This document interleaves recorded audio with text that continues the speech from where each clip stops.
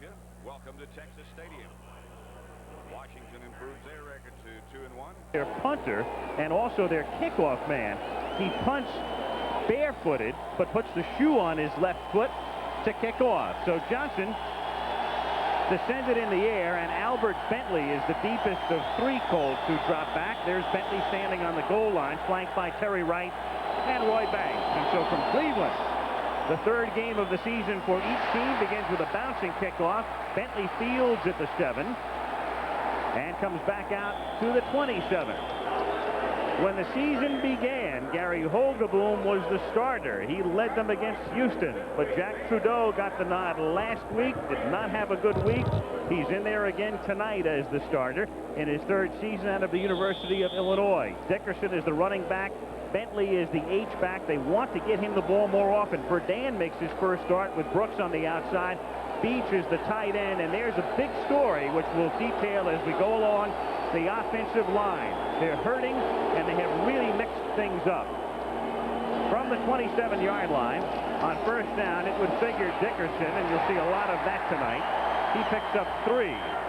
It'll be 2nd down and 7. The Cleveland defense, basically a 3-4 with Clancy, Golick in the middle, and the venerable one, Carl Hairston, in his 13th season. Grayson is as fast a linebacker as you'll ever see, with Johnson and Junkin inside, and another venerable star, Matthews, outside. Minifield and Dixon are hurting but starting, and Washington and Wright are the safeties in a revamped secondary. Dixon has an ankle sprain, Minifield a groin, but they're both in there. Matt Boozer comes in wide left for Indianapolis on 2nd down, and that's Brooks going in motion on 2nd and 7.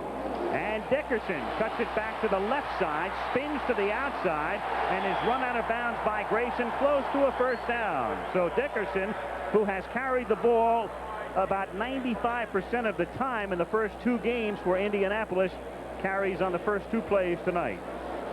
There's only one like this, and Frank Hanford Dixon came up to try to stop Eric Dickerson. This is the play he likes to run. It really gives him any option he wants to take, and there is Dixon with the bad ankle trying to make the stop, and you think this is not an athlete?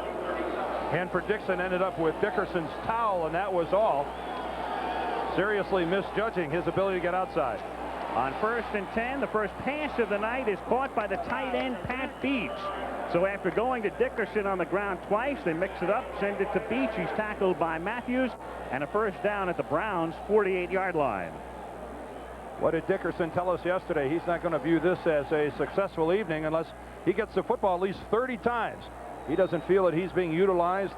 His potential is not being maximized unless he carries the ball at least 30 times. He carried it 48 in the first 2 ball games, only 24 average. I guess that's being underused. The problem has been they have not had the ball that much in the first 2 games. And they've had to play catch-up. Dickerson, his 3rd carry of the night, is his least productive to this point as he picks up 2. So he's gotten 3, 7, and now 2. And Mike Junkin, last year's #1 draft choice out of Duke, number 54, with a tackle. And Dickerson running over the left side, where a year ago he was running behind 3 Pro Bowl players over on that left side. Chris Hinton, the all-pro tackle on the left side. What a difference it makes, Dan. You've got people out there trying, but you miss Pro Bowlers. Yeah, Joel Patton is starting at left tackle tonight, a 3rd-year guy, but a free agent and several notches below the abilities of Chris Hinton. On 2nd down and 8, Booza in motion, comes back the other way, and there's contact on the left side of the line. That was Pat Beach, the tight end. You saw some of the Browns come across the line first, but then 81, the tight end moves, but the tight end is allowed to get up out of his stance, and Beach almost gave that penalty away, and this may end up being on Cleveland. Start on the offense, number 81. See, 5 yards, 2nd down. Beach made a mistake there. He should have come back and get in his stance. He's not an offensive lineman.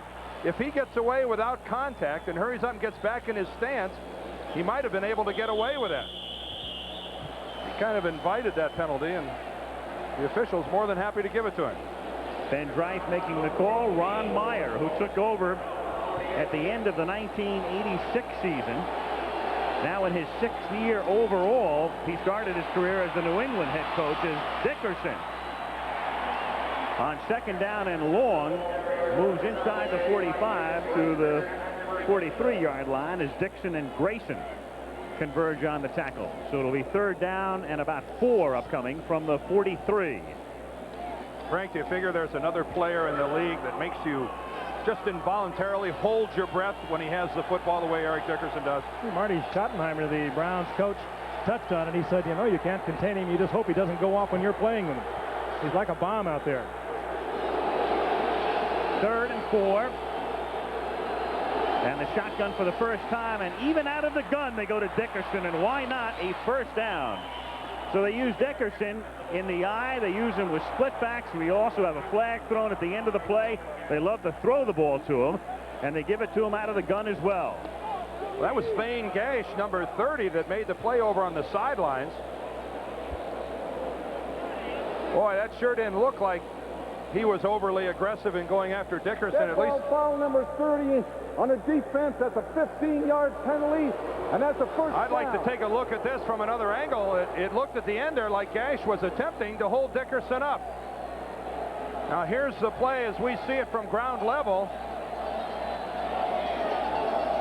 Boy, I don't know. I guess it's how far out of bounds they are. This will tell us right here, but It's something they're calling more and more this year. They're 5 yards out of bounds, and they were right there with the flag. But he certainly didn't bruise a pinky on it. they started inbounds with the contact. That's, I guess the officials are serving notice early. From the 17 now on 1st down, over the middle to the 10-yard line to Mark Boyer, the second tight end. He stopped by Mike Johnson. So Indianapolis mounting an impressive first drive with 11:20 to play in the first quarter. They're down at the Cleveland 10. Trudeau, the quarterback. For Dickerson, this stadium is a home away from home. It's the 4th time he has played here in the last calendar year. Once as a Ram, 3 times as a Colt. As you can see, Cleveland has not allowed a TD this season on any of 18 drives that started on the other side of the 50. Indianapolis tries to cash in here on 2nd and 3. The up back, to keep him honest, is Bentley.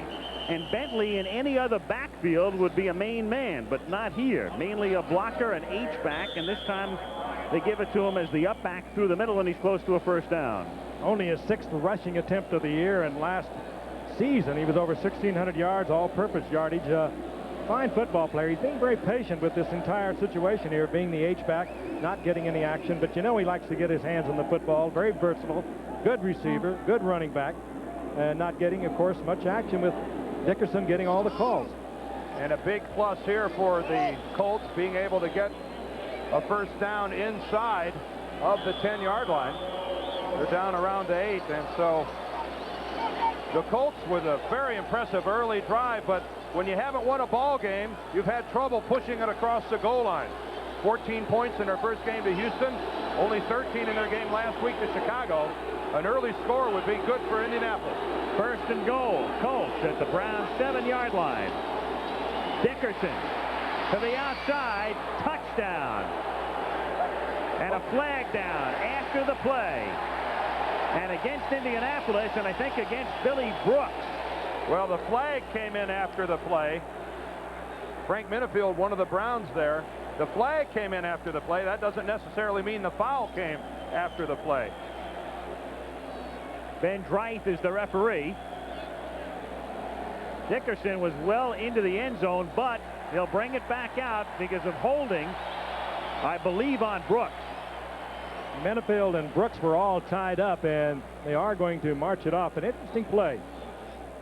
That's the one where they give it to Dickerson. He looks across the line of scrimmage. He takes a little pause, and he just finds something opening and sprints to the outside. And we should see the hold here. Minifield working against Brooks. Oh, you number 80. clearly see Brooks with his left hand had a hold of Minifield's jersey, pulled him clear back to the inside, and you have to think that Frank Minifield makes that play on Dickerson if it wasn't for the hold by Brooks. So good officiating early here by the guys in the stripes. They caught that one. From the 13 on 1st and goal. Dickerson is the sole setback with 3 wide receivers. And on the draw, Dickerson threads his way through the middle, and he gets stopped at the 10-yard line. Gang tackled there.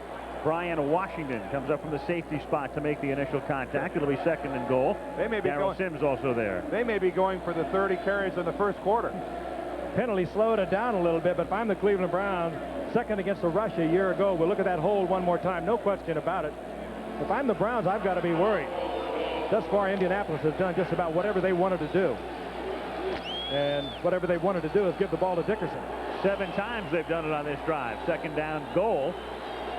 9:30 to play, first quarter. Indianapolis mounting an opening drive and trying to cash in. Second and goal from the 10. Brooks in motion. They send Dickerson out into the left flat, and the throw is through Booza's hands, incomplete. Matt Booza. Third down and goal now from the 10.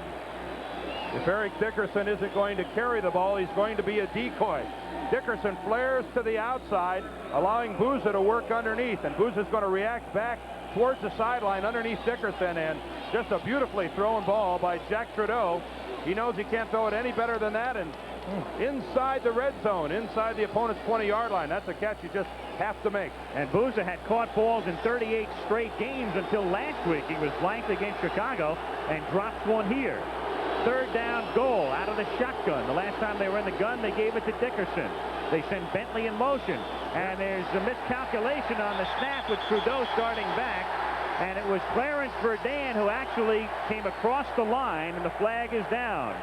Verdun was the wide out on the left. Trudeau and Verdun were in sync. Trudeau started to drop back. Number 83 offense. He went across the line and made contact. Trudeau and Verdun made the move at the same time, and I don't know whether they had messed up the snap call or not. Watch Trudeau, and when he moves back. Well, the Browns are going to show blitz, and that kind of scares Jack a little bit, but you're right. Verdun doesn't go on the snap count. He doesn't even know what it is. He's looking inside to see what's happening. When he saw Trudeau start to back out, he went ahead and released. I agree. That one really falls on number 10's shoulders. Third down and goal now from the 15 out of the shotgun.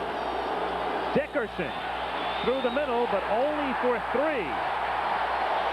Hill and Gash, the 2 safeties, converge on the tackle. So because of the holding call on Brooks, negating the touchdown, Indianapolis will now try to settle for just 3. And this will be interesting as well, because Dean Biasucci is their place kicker, but he's been bothered with a groin pull. They have Jess Atkinson, the much-traveled one, on the active roster tonight. But Biasucci kicked well enough in the pregame drills to earn the spot here. Ron Stark to hold. They'll spot it just outside the 20. A 30-yard attempt. Donaldson is the center. And Biasucci's kick is just good. Just inside the left upright. So instead of 7, they only get 3 with 8:33 to go in the period. 3-0 Colts. Strained groin, healthy enough to kick the extra points and field goals tonight, but not to kick off, and thus they have signed Jess Atkinson, the former Giant, Cardinal, and Redskin, and he'll do the kicking off. Back deep, that's number 83, Glenn Young, closest to us, and Herman Fontenot, number 28. 6 minutes and 27 seconds consumed on that opening drive as the ball comes off the tee on its own account here. I don't think the wind had anything to do with it. Watching that call on third and goal at the 14-yard line, I'm going to tell you a little bit about 2 things. First of all, their confidence in Trudeau. Second, their confidence in Dickerson. They went with the draw to Dickerson. Atkinson kicks it, taken at the 5 by Glenn Young, and he takes a hard hit by Fred Young. And Young is the fella, of course, who signed at the expense of 2 first-round draft choices from Seattle. Take another look at the hit. Young made the Pro Bowl his first 2 years in the league with Seattle as a special teamer, and he still exhibits those skills. And that is why. Plastic on plastic. Fred Young going right for the face mask of Glenn Young, and that is exactly why he went to a pair of Pro Bowls. 2 as a starter, 2 as a special teamer. Not bad. He's 4 for 4. So now the one-time Colt, Mike Pagel, and the Browns start from the 23-yard line, trailing 3-0. And Pagel starts by giving it to Ernest Biner, who threads his way across the 25 to the 26-yard line. Mike Pagel, out of Arizona State, drafted by the Colts. He was their starter much of the time between 82 and 85. Then picked up by Cleveland for a low draft pick. Didn't play at all in 86. Barely last year. He has Biner and Mack with him. Langhorne and Slaughter is back. Webster missed last week's game with a hamstring pull. And there is the offensive line, and an interesting story at center with Greg Riccozzi now the starter and Mike Babb having been traded to New England. 2nd down and 7. They send Biner in motion. Fake it to Mack, and Pagel's first toss is complete to Brennan out to the 38-yard line. Their possession receiver stopped by Cliff Odom. Indianapolis, like Cleveland, plays a basic 3-4. And the men up front are Donnell Thompson, the former Jet Joe Klecko, and John Hand. And then the linebackers, and they're great. You've got Young over from Seattle, Odom, and the venerable Krause inside, and Dwayne Bickett, the underrated one, or underpublicized one, I suppose, outside. Tullis and Daniel the corners. Robinson and Pryor are the safeties. On 1st and 10, Pagel going deep. Incomplete, intended for Slaughter, and he was blanketed by Eugene Daniel. 2nd and 10. One of the things you had to wonder about the Cleveland Browns and Marty Schottenheimer, who's now calling the plays, is what's going to happen? Are they going to adjust the system to match the quarterback, their 3rd and 3 weeks in Mike Pagel, or is the quarterback going to have to adapt to match the system? And you think of the Browns in this situation, you'd think that they're just going to slam the ball up in there, but it looks like they're not going to be afraid to air it out at all with Pagel. Marty Schottenheimer taking over for the departed Lindy Infante as play caller extraordinaire. And Infante, of course, now with the Packers, and Schottenheimer taking some pressure for his calls. 2nd and 10. Flip it out to Kevin Mack. And Mack is taken out of bounds near the 1st down marker at about the 47-yard line. Run out of bounds by Mike Pryor. Appears to be shy by about a yard. Good read that time by Kevin Mack. He's going to read Dwayne Bickett right here, who's going to come on the blitz. When he reads the blitz, it's the instant release, and a good read that time by Mike Pagel, the quarterback. That's an automatic that time by Kevin Mack reading the blitz. An effective job by Pagel, the quarterback, and getting him the ball, and that's exactly what the Browns are going to have to do tonight, because the blitz is going to come and come repeatedly. Kozar in street clothes. Bernie looks on with 3rd down and less than a yard from the 47-yard line, and that hard yard is picked up by Ernest Biner. So Kozar, and he figures to be in that pose and wearing street clothes for the next 3 or 4 weeks, even though he's on injured reserve and would be eligible to come back in week 5. There's the brace on the right arm, and standing nearby, there he is in the sweater, the diamond sweater. That's Don Strock. Recently acquired, inactive for tonight's game, but he's the insurance as the Browns are now down to number 3, Mike Pagel. Think about Mike Pagel. He throws the ball so much harder than Bernie Kozar. And I can tell you, as a former receiver, it makes a major difference. You practice and you practice with one man, all of a sudden you've got some zip on that ball. It does make a difference. Mack from the 48, he's got a specially constructed shoulder pad, as you can see. That's why it's so high. It's built up because he's been bothered with a bad neck.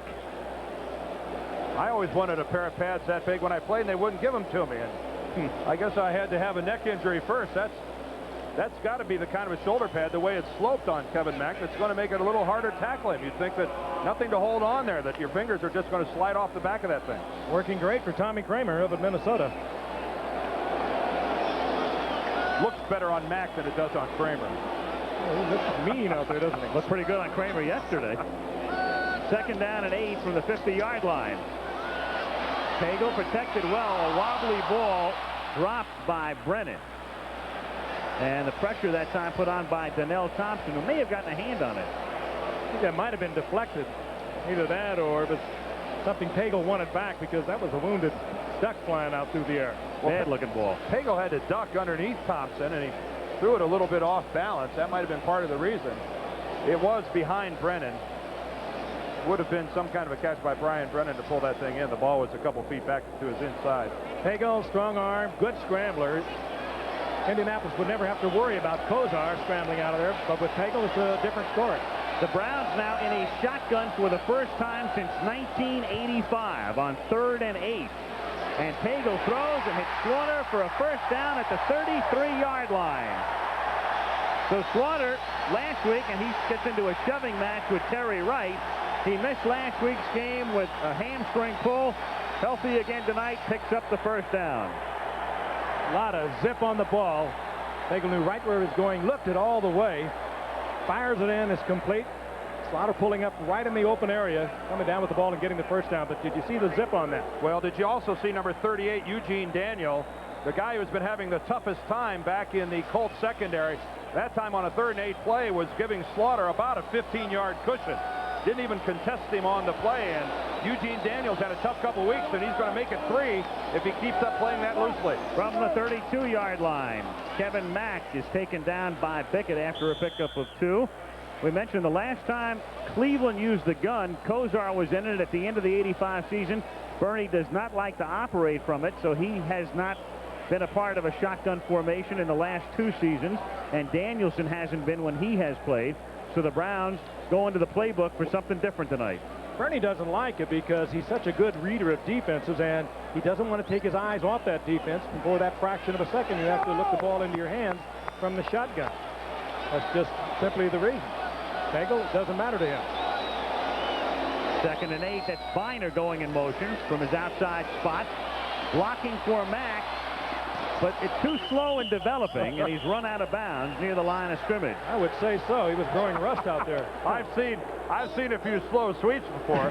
It looked at, he was going so slow, I thought he was going to set up the option pass. I thought you were using the replay on that. I thought that he was going, it looked like it was slow motion. Not much chance of Kevin Mack getting around the corner on this one.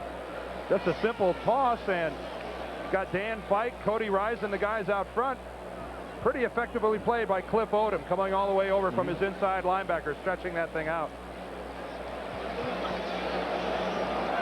Yeah, well designed, but it looked like they were walking through the play. Well, they did. 3rd down and 8 from the 30-yard line. Low snap, flags are down. Pagel going deep and far too deep. Daniel that time was covering Slaughter. 2 flags down. And we'll get the call from Ben Dreith with 3:43 to go in the first quarter. Indianapolis on top 3-0. And it's against the Colts.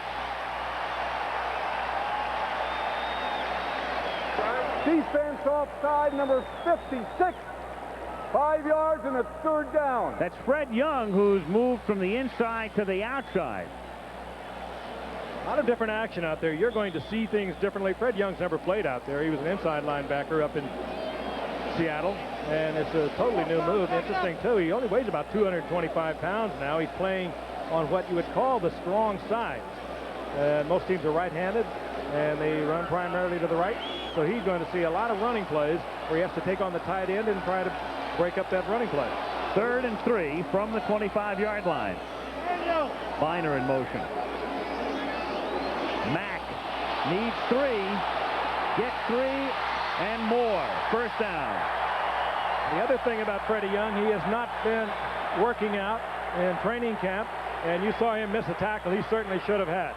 He had the angle on Mack that time, and he drove to make the tackle, and you're going to watch, as Frank said, a classic case of a guy. Look at him fight off the block, move to the outside, but look, the legs just aren't there. He drives outside to try to make the play on Mack, and his legs just don't have enough strength to carry him there, and he falls short. 2 number 1 draft choices for Fred Young and a whole bunch of money. And we'll get into a story later that makes you wonder if the Colts needed an outside linebacker that much and were willing to pay him that much. Whatever happened to the guy in Buffalo? Cornelius Bennett from the 14-yard line. It's Mack, and he stopped at the line of scrimmage. Stopped by Barry Krause, number 55. Little skirmish develops. And it was just last week, Johnny Cooks, who was a number 1 draft pick, about the 3rd player taken in the draft a few years ago. They just waived him after saying he had a fine year last year. Team with Dwayne Pickett on the other side, they waived him. The Giants have him, and he turned in a pretty good game against the Cowboys yesterday. Well, here's your fella, Barry Krause. Unofficially, he holds the record. Most consecutive daytime games in the NFL. He's finally ready for prime time.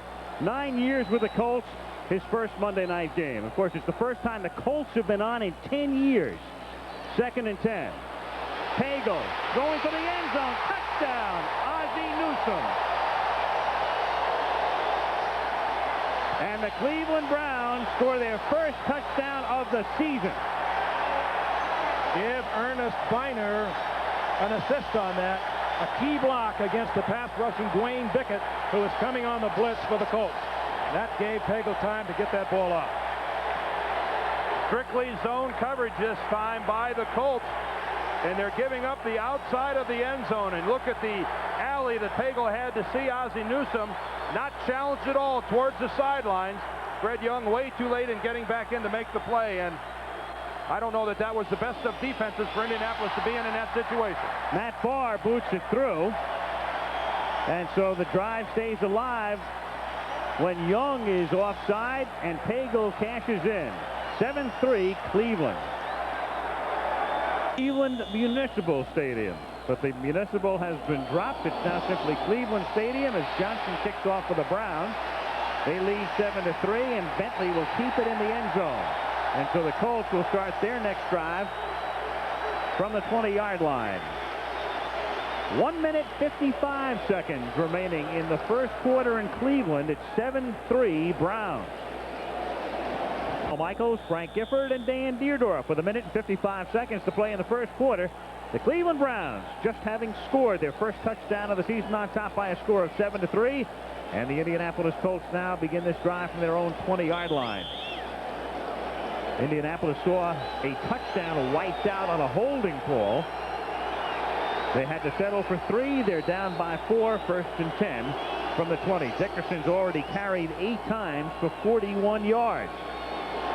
Brooks goes in motion. And Dickerson's 9th carry is good for about 2 to the 22. Let's go back and look at the touchdowns. Here's Ozzie Newsome rather, lined up at tight end. He's just going to run a corner pattern. Over here is Barry Krause. He can't cover him and chase him all the way here. Here's Fred Robinson, the safety. He's got to help. He ends up back here in the middle. Watch this one unfold. Krause, there's no way this guy can move all the way across the formation and try to stay up with Newsome. Where's Robinson, the safety? There, he's just coming into your picture. Somehow he's got to give some help to Krause. Touchdown, Cleveland. It looked like an Ozzie Smith. I've never seen Ozzie Smith run that corner pattern. Good hands, though. Good hands. 2nd and 8. Dickerson fumble. Loose at the 31. And Cleveland has it. And Dickerson, who is prone to fumbling and normally in critical situations, as has been the case in the first 2 weeks, coughs it up here in the first quarter. Recovered by Dixon. So 129 sits on the fumble of the other. All great running backs are going to fumble the football. They're twisting, they're turning, they're trying for extra yardage. And Eric Dickerson probably carries it as loose as you're ever going to find a running back carry the football. He carries it one hand there, going through the line of scrimmage, swinging the football. He uses it for balance, and stripped out of his hands by Duncan, the inside linebacker of the Cleveland Browns. But Al, you touched on it.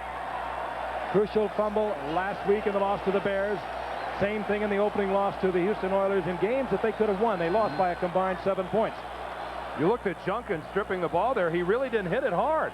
Just got a hand on it, and Dickerson just lost it. You shouldn't see it come out like that. And Pagel goes up top and has it deflected on first down from the 30-yard line. Donnell Thompson got a hand on it. The 6'4", 275-pound defensive end out of North Carolina. Like all running backs, great running backs, they don't like to hear about.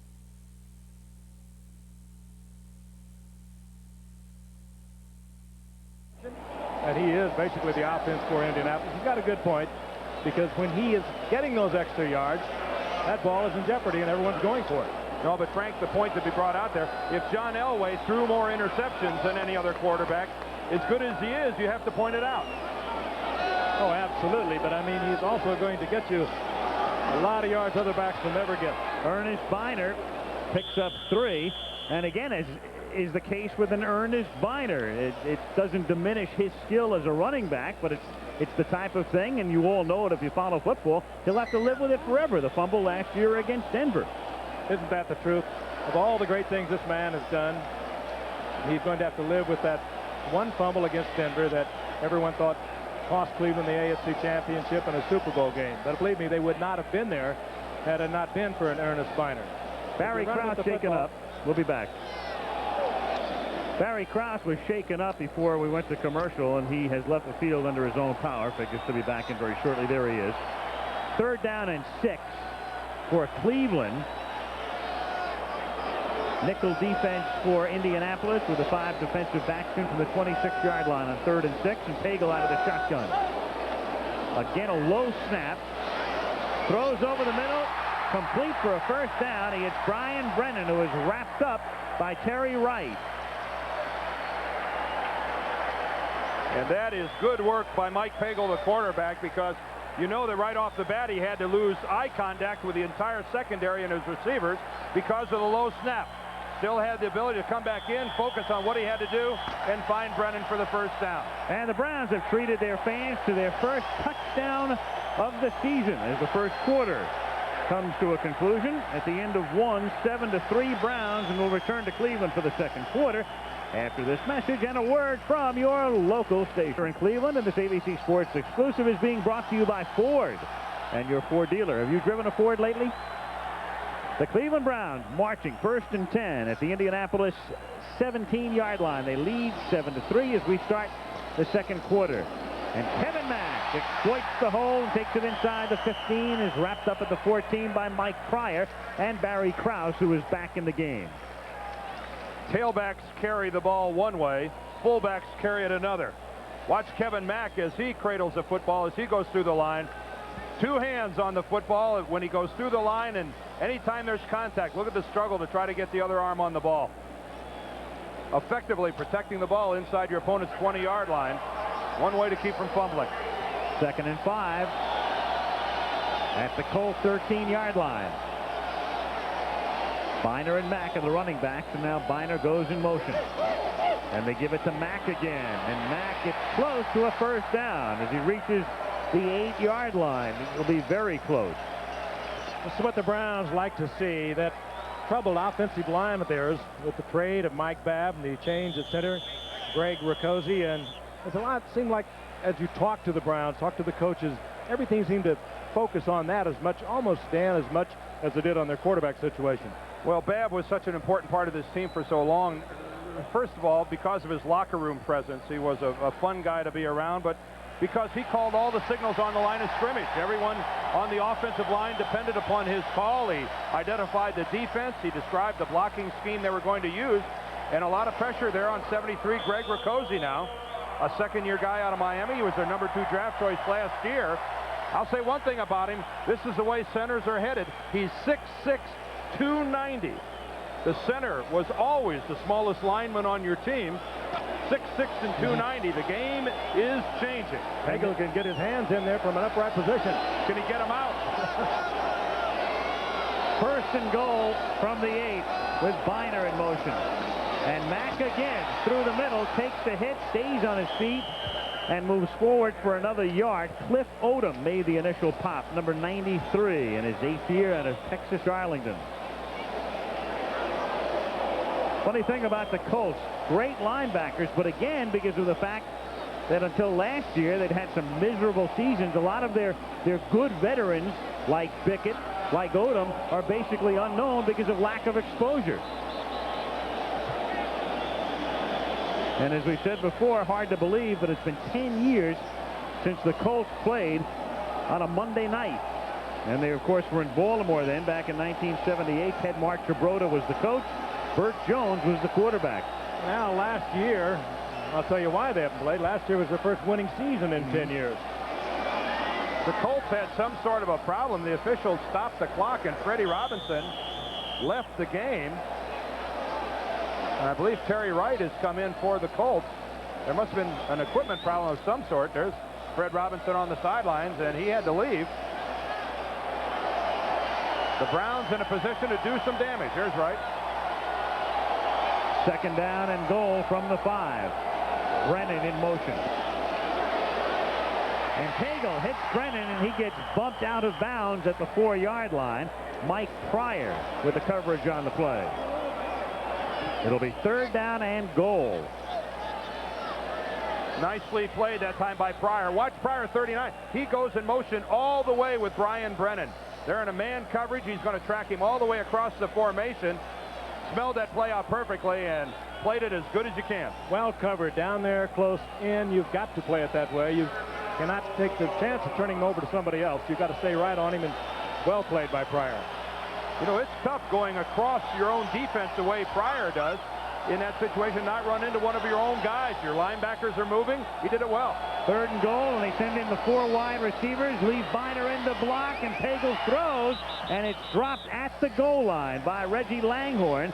Covering on the play was number 42, the cornerback Willie Tullis. And in comes the field goal unit with Matt Barr. One of those reclamation jobs for the Indianapolis Colts. Willie Tullis with Houston for a long time, and then with New Orleans for a couple of years. Cut loose, free agent a year ago. They've got a few of them. Ezra Johnson, defensive end, playing well for them. Joe Klacko, a nose tackle. Matt Barr, who's been here a long time. He started his career with the Steelers, briefly with the 49ers, came here in '81. Johnson to hold, 21-yard field goal attempt from the 11-yard line. And Barr puts it through. So Pagel comes off the bench, and he's guided them to a touchdown and to a field goal. And early in the 2nd quarter, it's the Browns by 7. Honey. With Cleveland on top, and Lee Johnson, who does their punting and is also their kickoff man, puts it in the air. Bentley takes it at the 4. And Bentley comes back out to the 24-yard line. Well, a lot of crazy things can happen in the National Football League, and you guys have to explain to me how the Jets can beat Houston 45-3, how Kansas City knocks off Denver, how San Diego beats Seattle. Weird weekend. Get even week, and how about how many people were hurt yesterday as well? Dave Craig goes down. Another quarterback. I mean, a whole lot of injuries.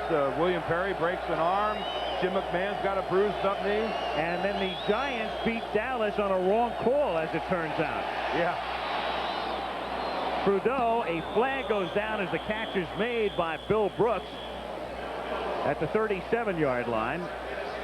Enough for a first down without the penalty, so we'll see about Ben Dreith's call here.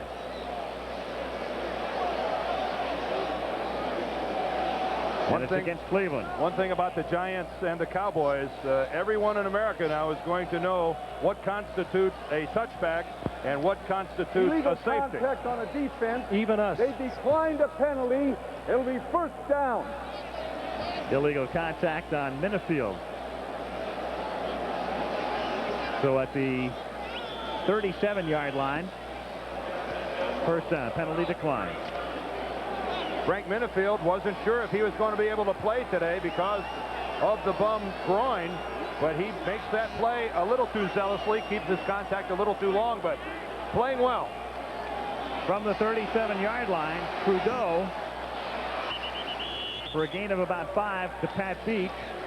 Tex Schramm had to be going crazy today, Frank. They wind up losing the game by 2 on a call that shouldn't have been made right on the opening kickoff with Darryl Clack. Tex, oh no, he'll take that very nicely. Very calm and cool. Right.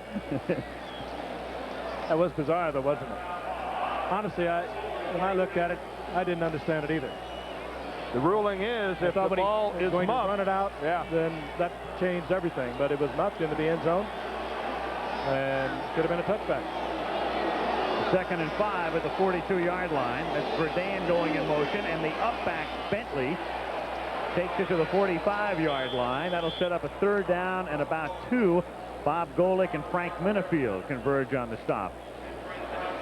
You know, these officials do so well over the entire year as we watch them, and they really do an amazing job. And you see a replay, they call everything in full speed. They make the call, there's Ben Dreith. They call everything as they see it. We see it on replay, and we get very critical about it. But every now and then, something happens like that, and all of a sudden it just hangs over them all season long. They do an amazingly good job. 3rd down, a short 2.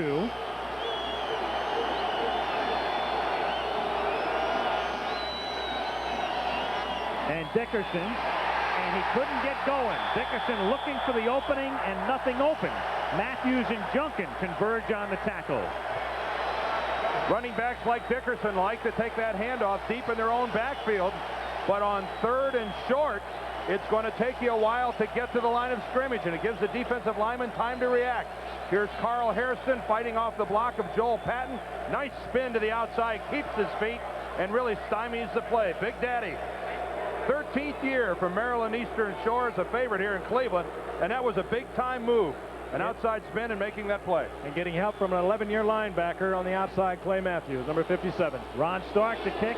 Crowd chanting Cube for the Ice Cube. Little Gerald McNeil, who fields the punt at the 16-yard line.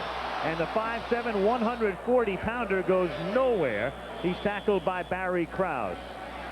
Browns will start the next drive from the 15. 8:54 remaining in the half. 10-3 Browns. Historic Jet, injured last year, comes back with Indianapolis this season, and he's plugging up the middle in their 3-4. Pretty good dossier for that man.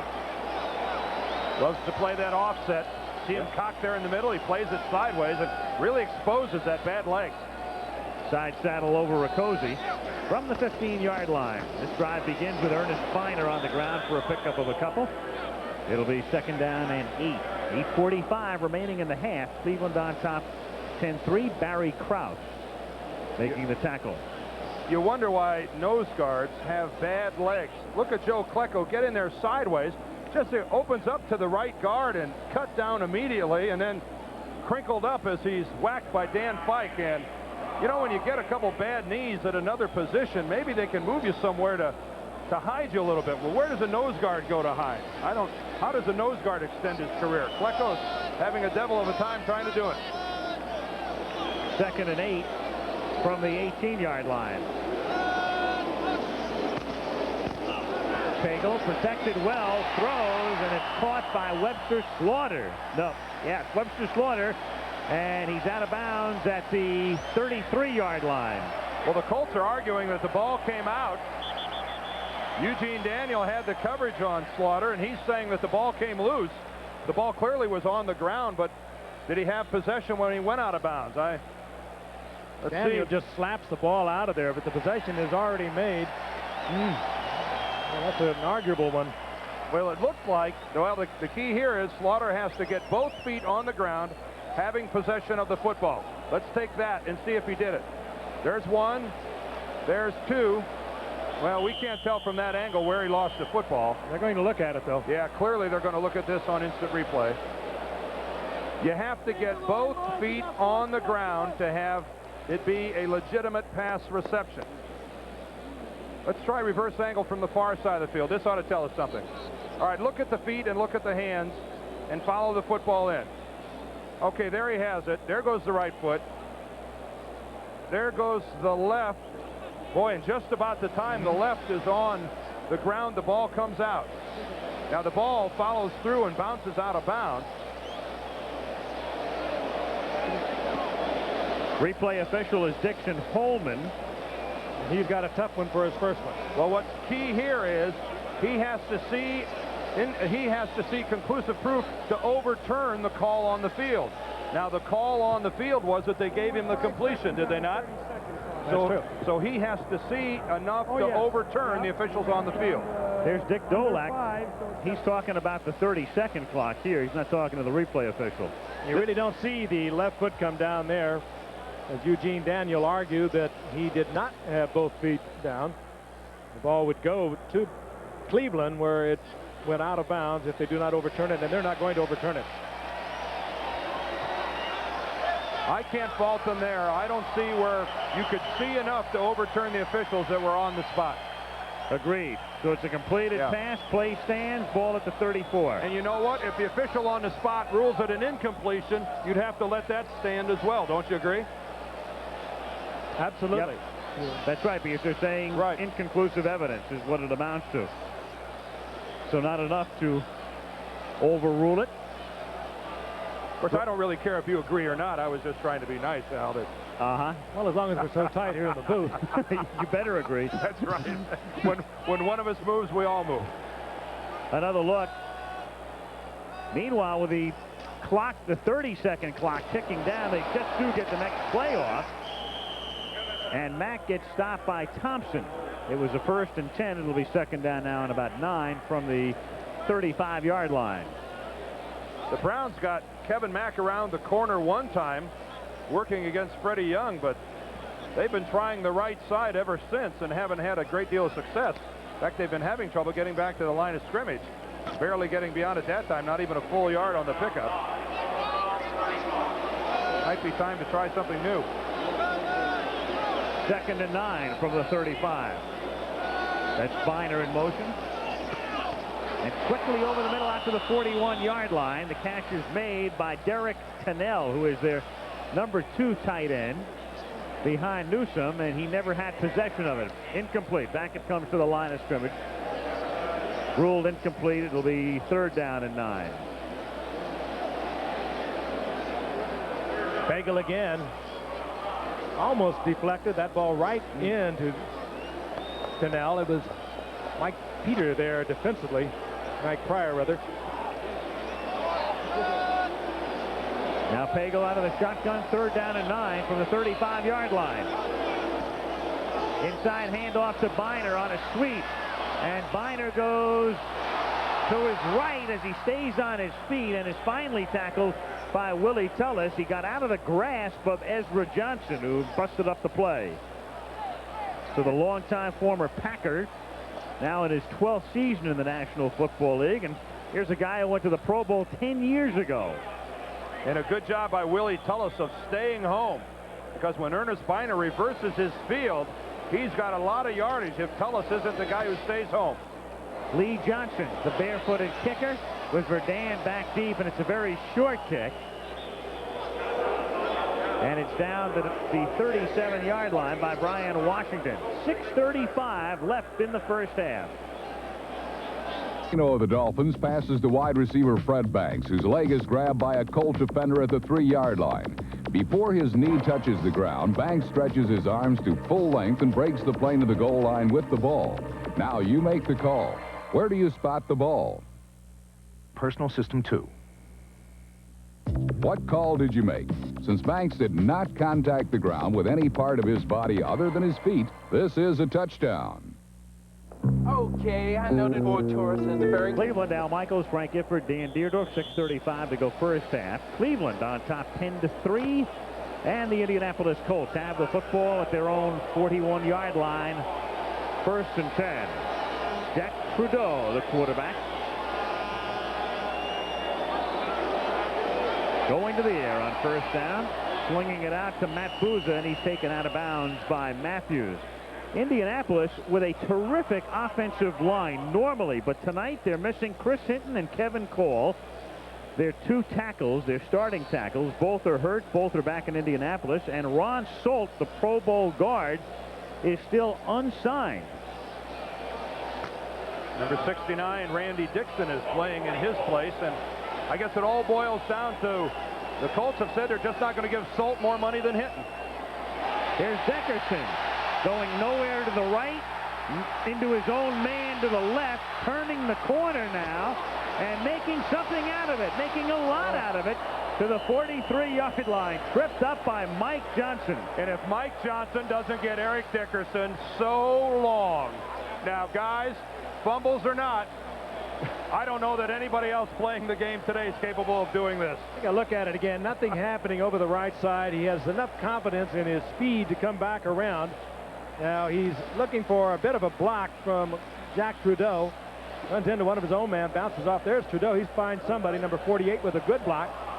And now watch this, finding a little gap, and you're absolutely right. Mike Johnson saves the 6 points. He gets by that one, and he is gone. He walks into the end zone if Johnson doesn't bring him down. He ran 60 yards to get 14. At the 42, 1st down. Beach in motion. Is convinced that Minifield is still not troubled by that pulled groin because they keep going right at him. 2nd and 9. Dickerson. Big hole, a gaping one inside the 30, and forget it. Eric Dickerson, touchdown. You just keep giving it to him, and pretty soon he's going to pop a seam. 9.3 sprinter speed, and he's gone. Interesting what he told us yesterday, Dan. They have that one play where they just hand him the ball. He takes a step up and then just finds his own opening. Now, who else could you give a play like that to but an Eric Dickerson? That's a 41-yard touchdown run for number 29. And this may very well be that play. They call it 44 and 45 cutback. And the cutback is just what Dickerson did. Took it to the left of his quarterback. And the Brown defense over pursued. And that's a mistake that a guy like Dickerson is going to make you pay for. And against this Browns defense, no man, no runner has run for more than 30 yards since 1986. Stick around. Yep. Iasuchi boots it through with 5:17 to play in the first half. So Dickerson, the last time they had the ball, he fumbles. And this time, well, now you know why they gave up all of the draft choices and made the deal that sent Bennett to Buffalo in the three-way transaction and pay him all that money. He's calling upstairs to see how they like this for style points also. I'm almost positive this is the play where they simply give him the ball, his zone blocking all the way.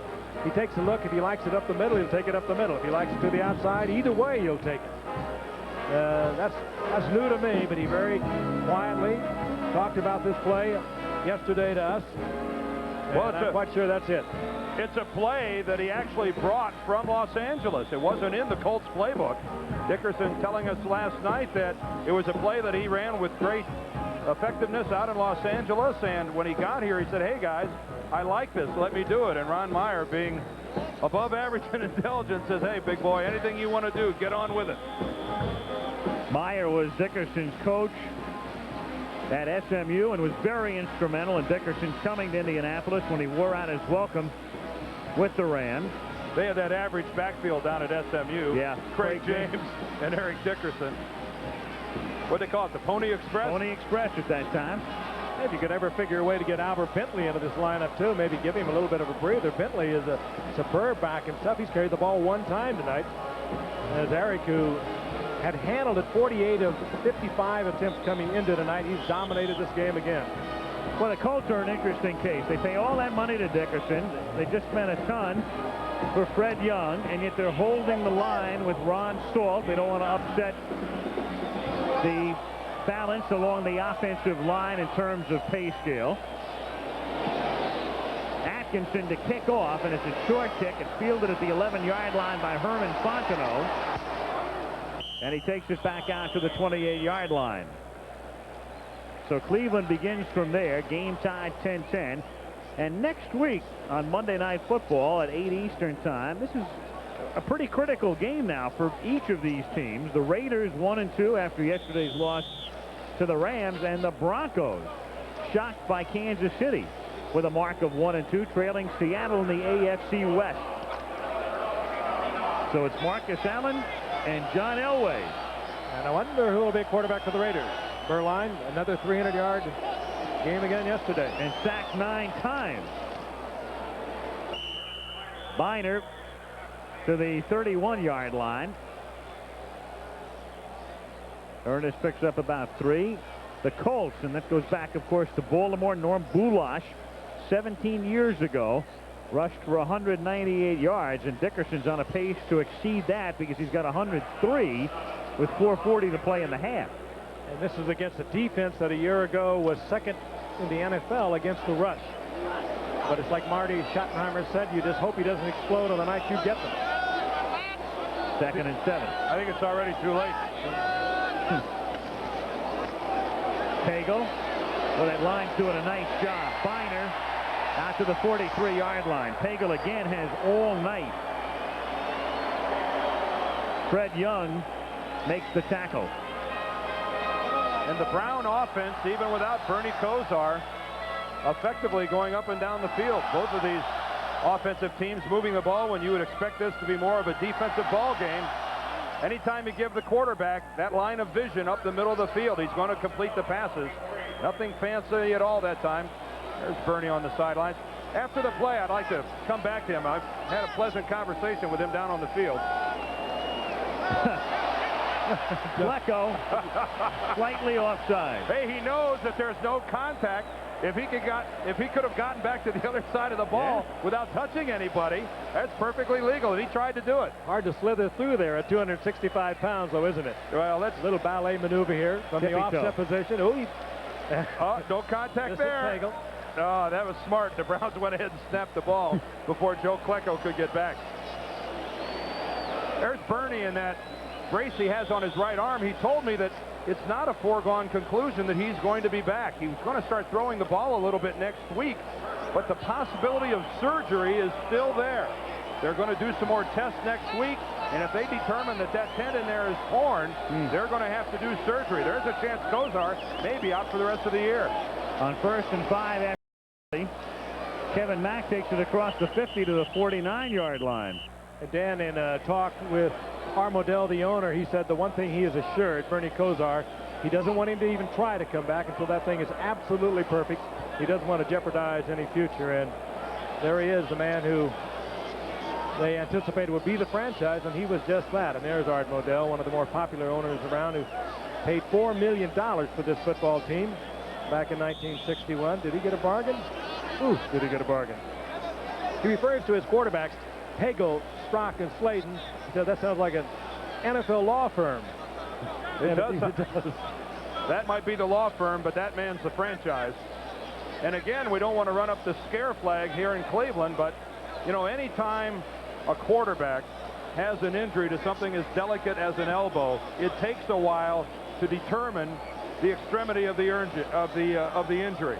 And I think it's just going to be a situation. They want him to start throwing a little bit, see if it swells up, do some more tests, and then make a determination there where they go with it. Good thing we're blacked out tonight in Cleveland because they didn't sell out 72 hours before kickoff. Otherwise, you would have sent up the scare flag. Well, you know, Bernie told me it's just not a foregone conclusion that I'm going to be back in 4 to 6 weeks. Scare flag for us. We have them twice more. Yep. 2nd down and 1. Mack, 1st down, and blocking, and goes all the way to the 23-yard line. Kevin Mack with those specially built-up shoulder pads because of a neck injury. No matter what, they're going to continue to be a force with plays like this. Here's Mack over the middle, just a checkoff man. And then with kind of spooky coming with that watch big his move. Shoulder pads of his. Yeah, there's a real move. Ellis didn't even want him. Why go around a guy when you can go over him and through him? Willie Tullis. 235 pounds he is. That's the ultimate Mack truck. You're right. From the 23 on 1st down. He goes back the other way, and they set up the backside screen to Newsome, and that's broken up by Dwayne Bickett, and number 50. And that might have been a touchdown. Dwayne Bickett played it perfectly. Blockers out in front. A well set up play. Everyone on the Colt defense is away from it. And Dwayne Bickett makes the play. Boy, that's nice. Number 1 draft pick himself 4 years ago, very high in the draft. You don't hear very often. A lot of these players are a little more than just football players. He was a 3-time academic All-American with a 3.67 grade point average. Kind of proud of him out of USC. Come to the 2-minute warning at Cleveland. It'll be 2nd down and 13 when we come back. 2 minutes to go in the first half. The Colts and the Browns tied 10-10. The famous dog pound. They'd eat those guys in Korea. I wonder what the Phoenix Cardinals would charge for those seats. As our cameraman, the only way we could get Richie Westline field level camera position, we had to dress him up as a dog. Way to go, Richie. It wasn't hard. 2nd and 13 from the 26. Newsome. And that wasn't kind. To the 16. Bickett and Odom in on the tackle. You got a mean streak in you a little bit. I've been beat around too much. Richie's willing to go along with it. I'd have a mean streak if I had to cover that guy. There's a shot at Richie. We're a little concerned about his security down there, so we had to dress him up in a little Cleveland Browns garb. But he fits right in, though, I have to admit. Throwing a dog bone, he'll go anywhere. I wonder how many milk bones he'll have down the back of his shirt before it's all over with. Hey, it gets a little hairy down there if this game gets lopsided. Indianapolis on top. Sitting down there is worth golden time, isn't it? I think it's safe to say there's nothing else in the National Football League that quite resembles the dog pound, and this is the well-dressed part of it. There's not a Bichon Frise in that crowd, I can assure you that. Man, those are junkyard dogs. Not much Dom Perignon was consumed down in the dog pound before the game tonight. Nor Chardonnay.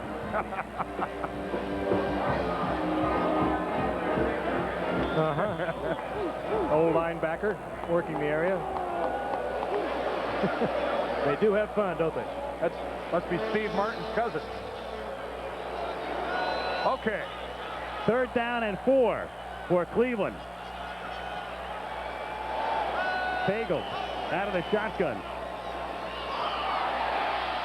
And picked off at the goal line. No! He got it back for the touchdown, and Indianapolis is screaming. Simultaneous possession goes to the offensive player Every and time. It looks like that. Every time. That's exactly what it is, Frank. Dual possession, simultaneous, goes to the team that had the ball at the beginning of the play, and that's the Cleveland Browns. And that's Daniel right there with Webster Slaughter. Bright, furious, and obviously this is a play to be looked at upstairs. Well, again, though, here we go. The play was made by the officials. They're going to have to see enough to overturn it. Webster Slaughter going to go up, but look at Daniel go up first. And Daniel has the ball first. They come down together when the feet hit the ground. That's when the catch is made. That's right. It's nothing until the feet hit the ground. There's no question that Eugene Daniel had his hands on the ball first. Now you're going to see it here again. Now Daniel has it, and Slaughter goes after it. That's no question. Simultaneous possession. The receiver gets the football. Oh, boy, that's tough to call. That is, at the end of the play, it's simultaneous possession. Right there, I think Daniel has the ball, and Slaughter takes it away as they tumble to the ground. But that made it legal right there. And Barr kicks it through. After the extra point, after a play is run, that's the end of it. No appeal, no nothing. That's a touchdown, Cleveland. That's a good effort by Webster Slaughter to even get in that play. And before that could become an interception, Daniel has to come down with it. Slaughter got into it, and it wasn't even questioned. I know there are a lot of unhappy people in Indianapolis and Colts fans everywhere, but again, the ruling is very black and white. If in the determination of the official, the ball is held jointly by both the defender and the receiver, it always stays in possession of the offensive team, and that is the ruling here, and it's a touchdown for Cleveland. So they're like joint checking accounts with your wife. I don't think the folks in Indianapolis are buying this, but those are the rules. Again, well played by both guys, but you have to give Slaughter credit for staying with it and going in there and fighting for his share of the ball. That's nothing more than desire. But boy, you look at it from that angle, and it looks like Daniel's ball all the way. It sure is easy from up here with a whole bank full of monitors and slow motion and everything else. And if I'm Eugene Daniel, you better believe I'm mad. You make a play like that and end up having a touchdown thrown against you. That's enough to turn anyone's disposition a little sour. There's Webster Slaughter. That call was made by the side judge, who had the best view of it, Doyle Jackson. Slaughter with 3 catches already tonight, and it's 17-10 Cleveland. Good effort by Cleveland to come back after Dickerson had literally exploded. 2 big plays, brought them to a tie, and Cleveland came right back. Johnson to kick off.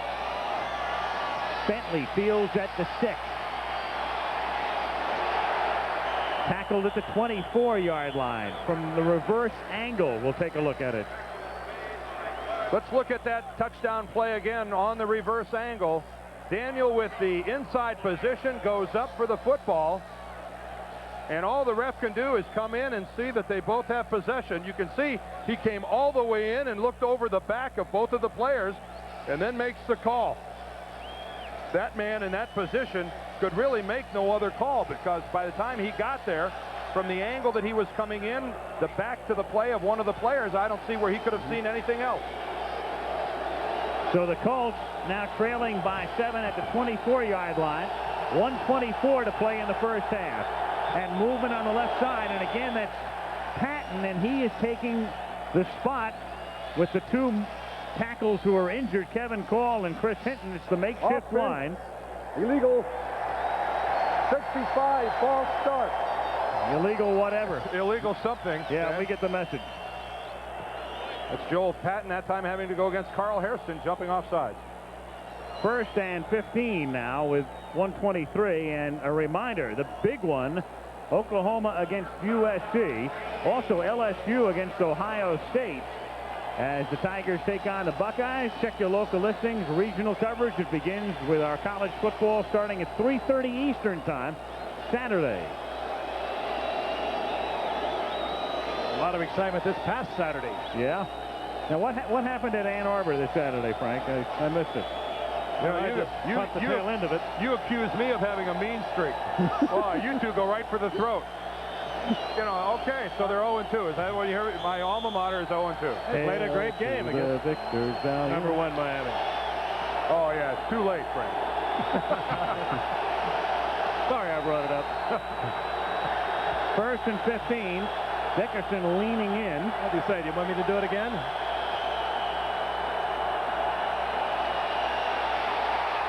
And Trudeau throws a wobbly pass and is lucky it's not picked off. Overthrows Booza. And he's hurt. Yep, Sam Clancy is the man who came in to deck him.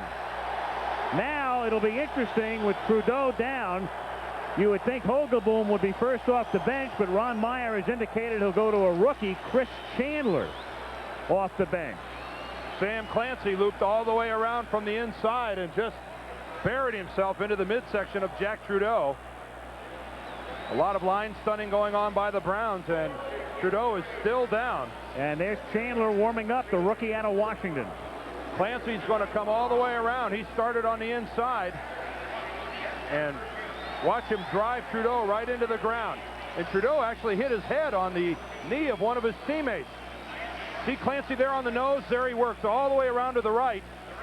And I wonder if maybe it's something to the head as Trudeau hits his head going down. Watch it. He's running off the field, and you just have to hope, if you're a Colts fan, that he just had the wind knocked out of him. Clancy had that shoulder right in the stomach, and that's usually what happens. And you think you're dying, but in about 30 or 40 seconds, you're okay once again. Funny spot to put a rookie into a ball game. It is Chandler on 2nd down and 15. The rookie, he was picked in the 3rd round. He was the first quarterback drafted last spring. But, I mean, can you believe that he's playing instead of Hogeboom? And he's playing in the closed end where it's almost impossible to hear him, and the crowd knows it. The dog pound goes crazy, and you better give it to Dickerson. That's nice and safe and easy. And he takes it to the 22. It's safe and easy, but the problem is you're in a 2-minute drill here. And there's Hogeboom, and there's the starter on opening day in his 3rd year with Indianapolis, but right now, number 3 on your depth chart. And that has to be one of the amazing fall from graces we've seen in quite a while, that in a pressure situation like this, a little over a minute left and a half and deep in the enemy's territory trying to work their way out, Gary Hogeboom, a guy with a wealth of experience, is on the bench yielding to a rookie. And a game that the Colts must win to keep from going to 0-3. Trudeau's all right. I think he just had the wind knocked out of him. I think we'll see him very quickly. And we may never see Hogeboom again. I might see him somewhere else. Yeah, I think that's the case. You have to wonder about his future in Indianapolis if he's that far, and I dare not say that far, in Ron Meyer's doghouse. Speaking of backup quarterbacks, Earl Morrall live at halftime. And a look at backup quarterbacks. And there was the ultimate backup in 1972 and Miami's perfect season. He took over for Greasy and helped guide them to that perfect mark.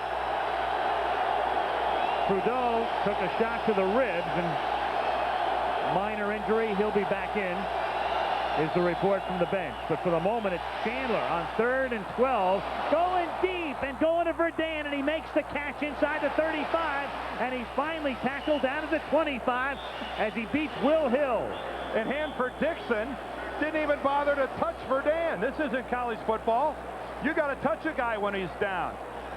Good call also from the bench. Let's take a look at it again. Verdun going against 29. Hanford Dixon. I think Dixon, who is a salty old pro, thought they're not going to let this rookie put it up high. They're going to just control the ball game, and Verdun ran right by him. And then he tacks on a few more because Dixon kind of casually came up to him. Watch Dixon here not even bother to make the play. All he has to do is reach down and touch him. He's so mad at himself for not having made the play, he just lets him go. I think he was stunned they would come with that kind of a call with Chris Chandler, the rookie from Washington, putting me on a fly. How dare you go against me like that? Will Hill makes the tackle. They talked about for Dan and the speed and what he can do for Indianapolis, and that's the reason he started tonight along with Brooks. And Chris Chandler will forever remember his first professional pass, a 53-yard completion. That's a gutsy call from the sidelines. So now at the 24-yard line, Schottenheimer watching his team trying to hold on to a 7-point lead.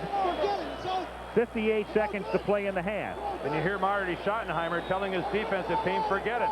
That play is over. You gave up the big one. I'm not happy about it, but stiffen here and everything will be all right. And after the timeout, Indianapolis has one timeout remaining in the half. 1st and 10 at the 24-yard line. Chandler with a pump fake. And then throws too high for Brooks. Well, that's a smart play, Al. He threw that out of bounds. He saw that he had no coverage. He's being chased by Carl Harrison, and rather than force the ball, some poise by the rookie as he just throws it away on the sideline. Chandler, the rookie from Washington and a 3rd-round draft pick, was a good runner up at Washington, good scrambler. And perhaps much better than that at scrambling than Jack Trudeau, who is just a drop-back kind of a passer. Chandler will give you a little extra element of offense in there because he can move around. 2nd and 10 at the 24. Cleveland leading by 7. 51 seconds to go in the half. Lofting it into the corner, and again simultaneous, but out of bounds. Minifield and Brooks.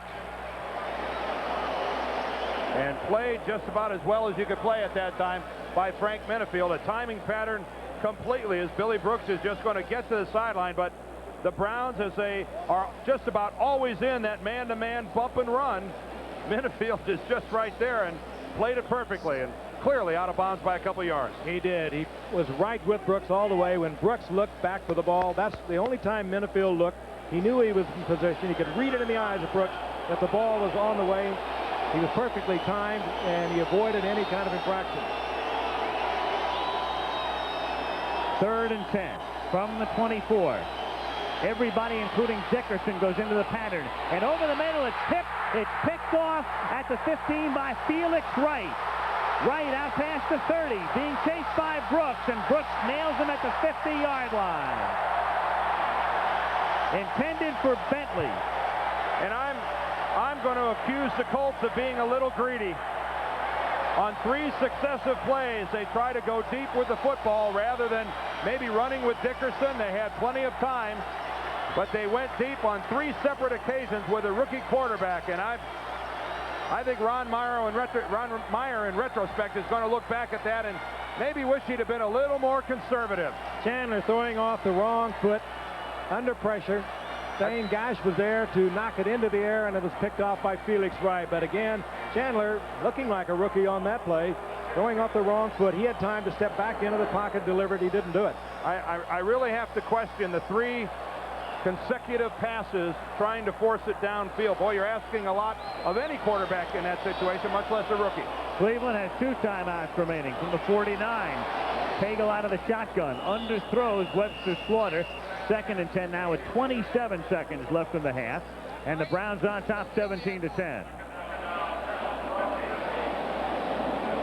Weathers coming in. He is the 4th wide receiver as they work out of the shotgun here, trying to at least get into field goal range. And Barr's range is around the mid-40s. So they're going to have to cover another 20 yards, get down around the 30-yard line, at least, to get into Matt Barr's range. 2nd and 10 from the 49-yard line. Pagel, who's been protected well all half, finds Langhorne, but he's stopped immediately by Terry Wright at the 47-yard line. The clock is still running. Cleveland has 2 timeouts, but they don't use one here. Oh, real mistake. Oh, what a bad mistake. They had a timeout to burn, and finally the clock stops here with 3 seconds, but they squandered an extra timeout. And they're out of field goal range. They should have called a timeout, got themselves regrouped, tried to get something to get into Matt Barr's range, because he can only kick it about 47. They don't like to give it to him much more than 50. bar on a grass field like the one here, never more than 50 yards. And in his 10th season in the league, his range, as I say, in the mid-40s. Last week, he kicked a 47-yarder. Well, Al, that's a rookie mistake made by a veteran quarterback. Pagel's a 7-year guy. That's really inexcusable. On 4th down, the final play is a prayer. Webster Slaughter is there in the middle of the Colts, and it's picked off by Tuller. So that'll look good on Willie's stat sheet as the half ends on an interception. So the Cleveland Browns came into this one without having scored a touchdown. And going with Pagel at quarterback, they scored 2 touchdowns and they had a field goal. And at the half, it's 17-10 Cleveland. And we'll return to Cleveland after this message from the National Football League and a word from your local station. In Cleveland, we've got a team that's a 3-hopper down to the 7-yard line, fielded by Herman Fontenot, and he runs it back out to about the 23. And this ABC Sports exclusive is being brought to you by Nissan Cars and Trucks. Built for the most important race of all, the human race. By Bud Light, proud sponsor of the 1988 U.S. Olympic team, and by Kellogg's Frosted Flakes. The taste adults have grown to love. They're great. Flag down on the kickoff. Ben Drought has been a busy guy tonight, and he tells us illegal use of the hands against Cleveland. Receiving team illegal block, number 50. That's a 10-yard penalty. First down. Illegal block in the back on Van Waiters, who was one of their high draft choices, drafted in the 3rd round. There he is.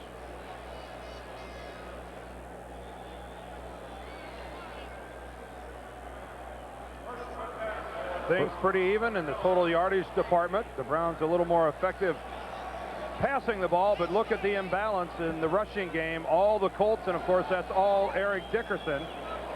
But again, we're back to that scoreboard. The team with the ball also has the lead. Penalty sends it back to the 14-yard line. And from there, Kevin Mack carries it out to the 20 for a pickup of about 6.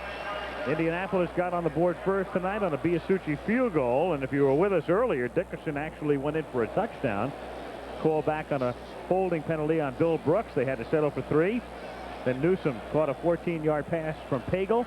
Barr kicked the field goal. Dickerson tied the game on a beautiful 41-yard run. The difference in the game right now is that simultaneous catch by Webster Slaughter near the end of the first half. He and Eugene Daniel both going into the end zone with it. And Slaughter, because it was simultaneous, with Daniel given credit for the touchdown. Mack close to a first down and might have it as he gets out to the 24-yard line. Clearly a forward progress deal here as he was driven back pretty effectively by the Colts defense. Kevin Mack getting the call early, and he has earned those 43 yards. Hasn't had a whole lot of success getting outside. He got outside once early, but most of his labors this evening have been between the tackles, and that's nothing new for the big fullback, Kevin Mack, rather. Oh, and how Marty Schottenheimer would like to come out and be able to run the football like they have not been able to in the previous 2 games. Not only controlling the ball game, keeping your offense on the field, but keeping Eric Dickerson off the field. And they need that much. 3rd and inches. It's sort of shocking in a way. Last year, there were a couple of scoring changes made in midweek. You may have read where the Browns gained only 27 yards against the Jets. It was revised to 36. But still, with Biner and Mack in the backfield, that's almost unheard of. Here are 2 guys who each gained 1,000 yards plus in 1985. 3rd and inches from the 24. And there's Biner and Mack lined up, and Mack behind Biner. The first down as he takes it out to the 28-yard line. Dan Fike paved the way. And Pryor makes the tackle. So Mack is carried on the first 3 plays of the second half. And that time gives some credit to his running buddy, Ernest Biner, who got in with a pretty effective lead block. And the Browns doing just what they want to do. Getting some first downs, moving it out of their own territory. And they've overcome the penalty pretty effectively that they had on the opening kickoff here in the second half to put them deep in a hole. From the 28. Cleveland ahead by 7 early in the third quarter. Pagel draw to Mack, his 4th straight carry, and he is stopped out at the 31-yard line. A gain of 3. Joe Klecko makes the tackle, and the crowd wants a flag for a late hit, and they don't get it by Fred Young. Klecko made the tackle, and Klecko gingerly walks off. He's going to be alternating a lot with Byron Darby. I think that Joe Klecko, who was released by the Jets because they thought he physically could not continue after a bad knee operation. Knee was injured in 1986, but he has been strong against the run. Not that good against the pass rush. Well, they bring in a Byron Darby anticipating pass by Cleveland. 2nd and 8 from the 30-yard line.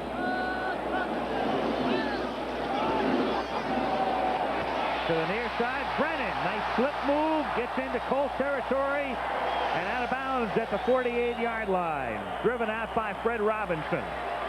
Pretty simple pass route, but Willie Tullis, in his efforts to come up and make the tackle on Brian Brennan, just simply gets a shot on Brennan and falls off. There's nothing very fancy about this. Reading the play well is Tullis, and in the position to make the tackle just doesn't do so and slips off. Fred Robinson has to come over from the safety and save the play. Browns have it at the 49-yard line after a gain of 22. 1st and 10. Fake to Mack. Then over the middle, and it was Barry Krause, who wasn't looking. It hit his back. It was Derek Cannell, the number 2 tight end, the man who was the intended receiver. And Krause gets a, look what I never saw, past defense. Just a quick read. They were doubling both outside receivers, and Pagel reads it very well. Talk about hitting the guy in the numbers. Cannell just didn't give him an angle. And that just shows you the backup quarterback, Pagel. I'm sure Kozar would have waited for a moment or so, and had that been an Ozzie Newsome, it would have been a different pattern. He had the right man. They called the right play, and they just didn't execute. 2nd and 10 as they send Biner in motion to the outside.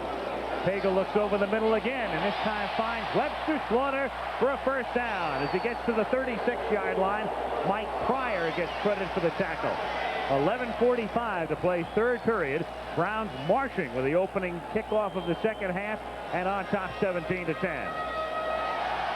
How many times do you see a team trying to protect the lead? They get the opening kickoff, they get a penalty right off the bat, and what happens is they just get 3 plays, have to punt it away, and all of a sudden you have a tie ball game. The Browns right now looking every bit of a playoff team, taking this 1st half kickoff and putting together a darn good drive now into Colts territory. Langhorne in motion. Almost had movement on the left side. Ernest Biner, flag down.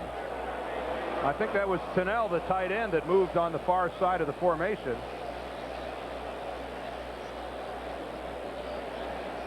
'81. Illegal motion.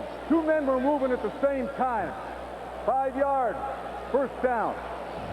Old Ben. There's a picture of Ben Drice somewhere smiling, taken back in the 50s sometime, I think. Oh, does he look like an official, though? If you were going to do a caricature one, there he is, and a good one.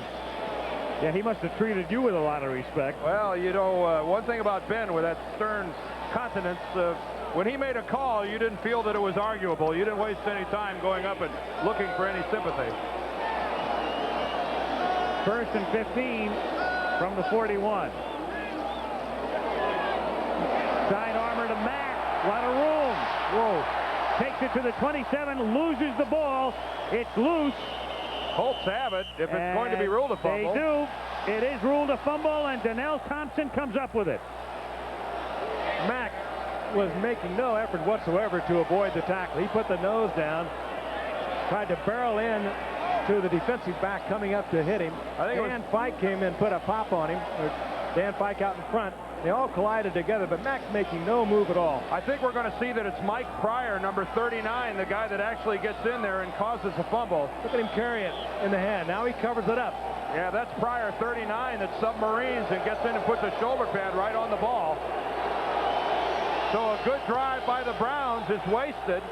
Good play by Pryor and Thompson, and the Colts have a little life here. And the Browns, Minifield, and Dixon trying to get the dog pound whipped up.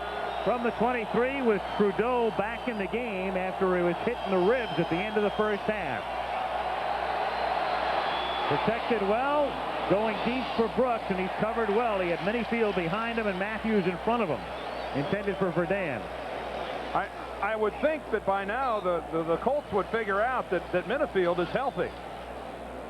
And yet they continue to work deep on Frank Minifield. You're going to hit one every now and then. You're going to do that against any corner. But more often than not, challenging this guy is not going to be fruitful. There's a whole string of Pro Bowls for Hanford Dixon and for number 31, Frank Minifield, and there's a reason for that. Probably the best pair of corners in the game today, and the Colts continue to go after him.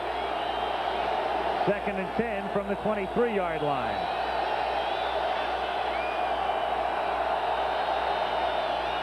Draw Dickerson for a yard. Mike Johnson, number 59, who was showing blitz, stayed back to make the tackle. I think there's little doubt that Trudeau was checking that off. Read a defense that they put up on the board that gives him the opportunity to check off, and they don't give him a whole lot of them. But that one, you saw the adjustment as Dickerson leaned in to get the call, and they pick up only a yard. Now the Browns with 6 defensive backs in for 3rd and 9. Trudeau out of the shotgun. Pagel's the man who's had the big night, the former Colt. And now he comes up to take the snap under center. And he gives it to Dickerson. And Dickerson to the 29, and a marker is thrown. So with 6 DBs in there, the Colts elect to keep it on the ground. And a motion call against the Colts.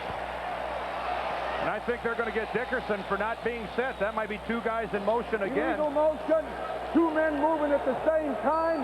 They decline the penalty. It's 4th down. Trudeau was one of those men moving. No, I think watch this guy go in motion right here, but watch Dickerson set up back here. Watch him keep moving his feet. He's never going to get set. Trudeau comes up underneath center. Here goes the motion man, but look at Dickerson. He never sets himself, still moving his legs, and that's 2 men in motion at the same time. I wonder if that could have been an automatic as well, because Dickerson was trying to adjust. Albert Bentley was the other man who was moving. Ron Stark's kick fielded by McNeil at the 26-yard line, and a beautiful run back to the 50-yard line as he brings it back 24 yards to midfield. He is stopped there by Chris Good. 9:22 remaining in the 3rd quarter.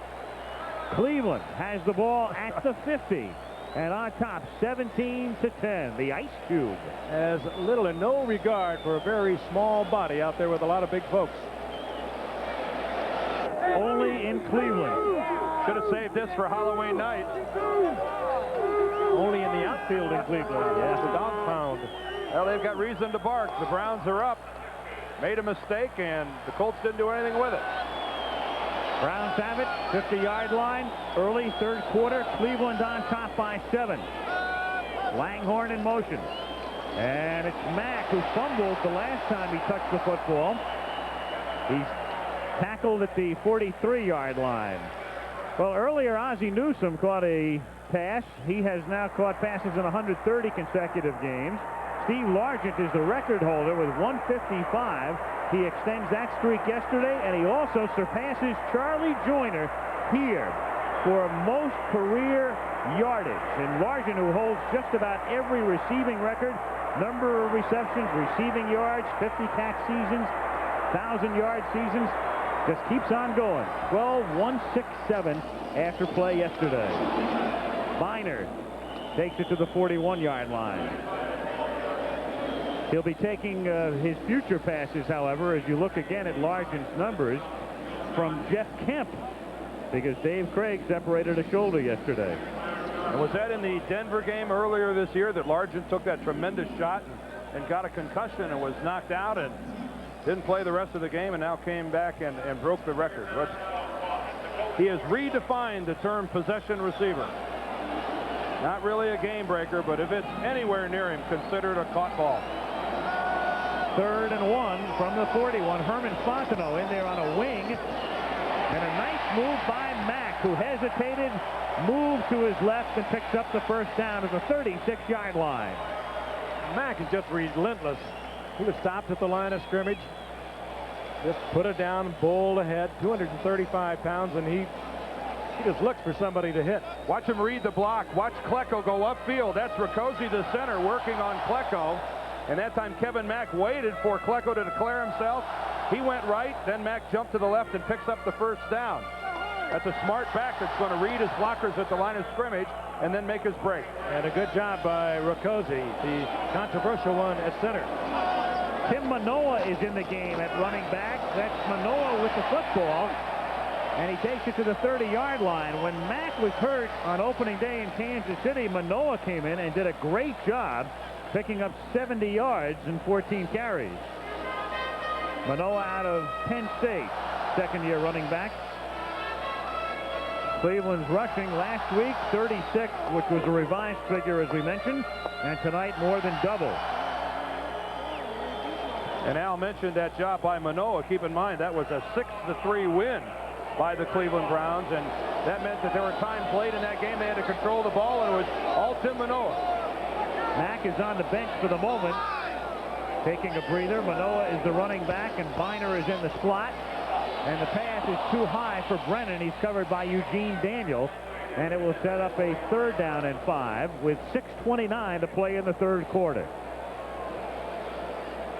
Eugene Daniel he's a good cornerback, but he's a guy who's prone to getting burned, and he was burned last week by Dennis Gentry.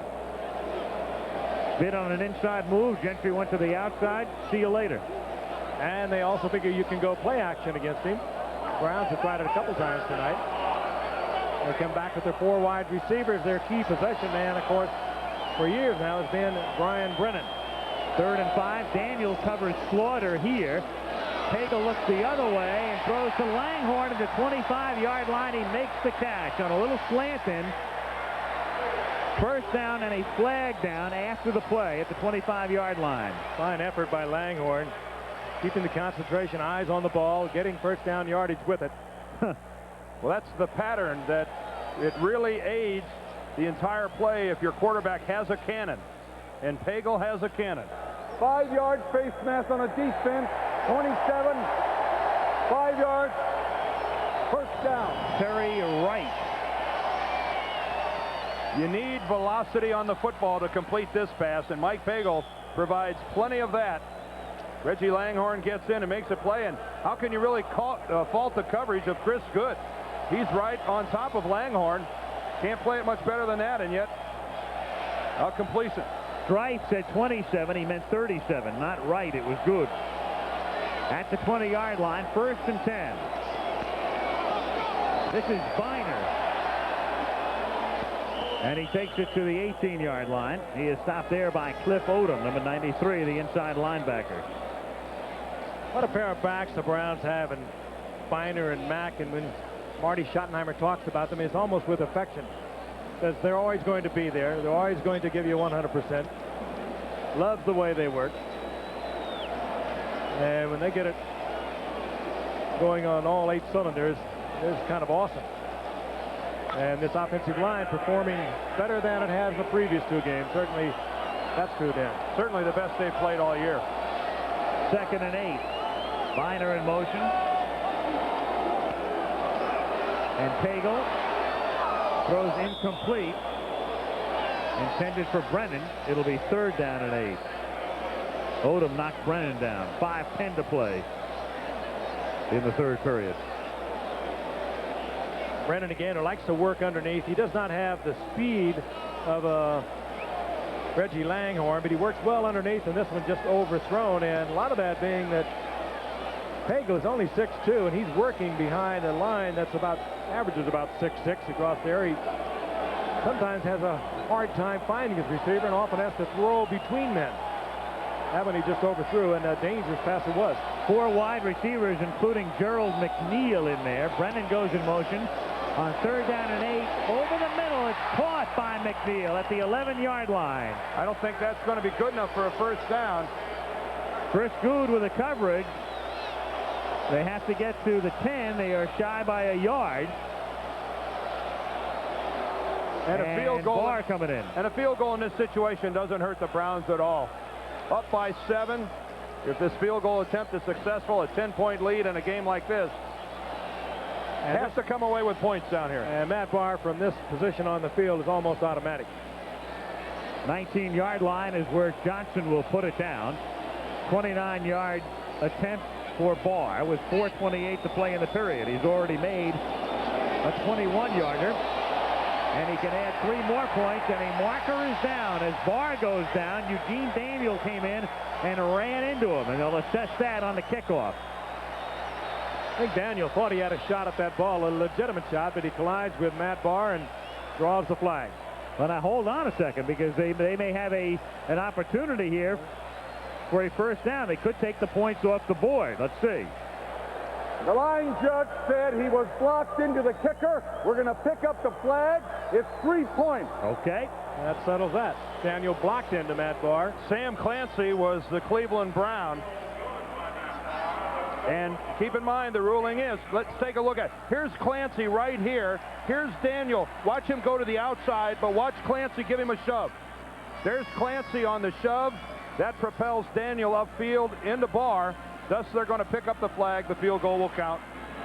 The Browns lead it by 10. As the Los Angeles Raiders tackle John Elway and the defending AFC champion Broncos on ABC's Monday Night Football. Third quarter in Cleveland, 4 minutes and 21 seconds remaining in the period. Lee Johnson to kick off. The Browns trying to go 2-1 on top by 10. Indianapolis trying to avoid being 0-3. It's dropped at the 10-yard line and then picked up again by Roy Banks. And he is stopped back at the 12. That's a questionable move on the part of Banks. That ball could have gone out of the end zone to bring it out to the 20. A tough ball to handle, or it could have gone out of bounds. We might have had to kick it again with the penalty. We'll be back. Just if you start 3-0, 3/4 of the time you'll get to the playoffs. 2-1 about half the time. 1-2 only about 1 in 5, and 0-3 3%. And that's the dilemma which could be facing Indianapolis as Dickerson gets stopped for a loss back at the 15-yard line by Darrell Sims, number 99. We talk about the reclamations. There is another one on the part of the Cleveland Browns. And just to follow up on that last point, Frank, as you can see, only one team that began a season 0-3 in a 16-game season has gone to the playoffs. The 81 Jets went as a wild card. So Indianapolis would be faced with that dilemma, and they'd be 3 games back of Buffalo in the East. On 2nd and 13, it's Dickerson just getting back to the line of scrimmage, where he's met by Mike Johnson. And when you do that in the outfield in Cleveland, you're right in front of the Dogs, and you really bring this crowd into it. The defensive line right now, the Cleveland Browns, these last 2 plays, has just destroyed the front wall of the Colts. I mean, every guy in a blue jersey these last 2 plays has been moving backwards. And right now, it's an inspired Brown defense that's doing all the penetrating. And again, it's a Colt offensive line minus its 2 starting tackles and minus the guard Ron Salt, a holdout. 3rd and 13 from the 15-yard line. Trudeau gets pressured and has to throw on the run and throw it away. And so the Brown defense makes short work of that aborted Indianapolis drive, and Cleveland with a 10-point lead will get the ball back. Clancy again, flushing Trudeau out of the pocket, forcing him to get rid of the football. Momentum swinging rapidly to the Cleveland Browns. And again, their offensive team will get to work right down their favorite direction, heading right into the pound. Crowd standing cube for McNeil, the ice cube standing at the 40. And he almost broke the last chance he had. Ron Stark, whose last kick was a line drive. This one a shorter kick. McNeil fields at the 46-yard line. flag is thrown as he runs it back to the 46 of Indianapolis, and then 2 more flags are thrown as well. And I think these aren't related. We may have 2 separate fouls.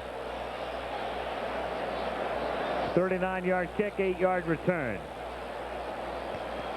I don't think Cleveland is planning on any of these going in their favor. No. They're huddling back at their own 20. Yep, that's a pretty good indication.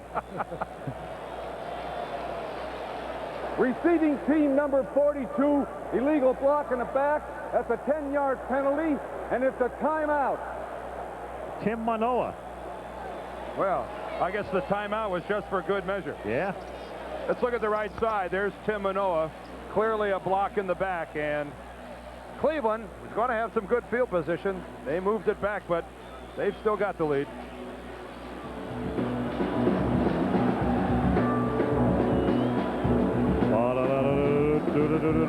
The Colts 20-10, and the Browns have the ball at their own 42-yard line, 1st and 10. 2:35 left in the 3rd quarter.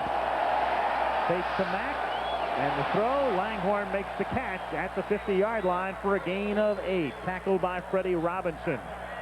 Next week, Denver, 8 o'clock Eastern, 5 o'clock Pacific. And our matchup on Monday night, the Los Angeles Raiders, 1-2, against the Denver Broncos with a mark of 1-2. And in that AFC West, they're all bunched up with Seattle 2-1, Denver, the Raiders, Kansas City, and San Diego all 1-2.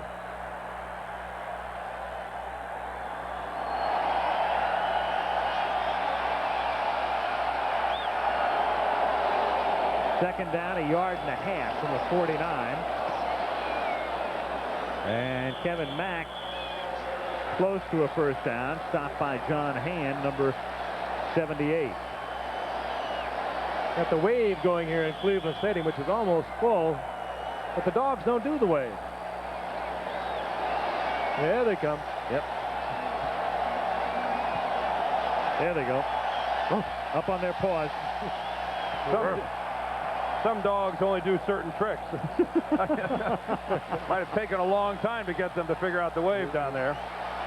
Don't beat a dead dog. I don't know, but you got to love it. I mean, you have to really.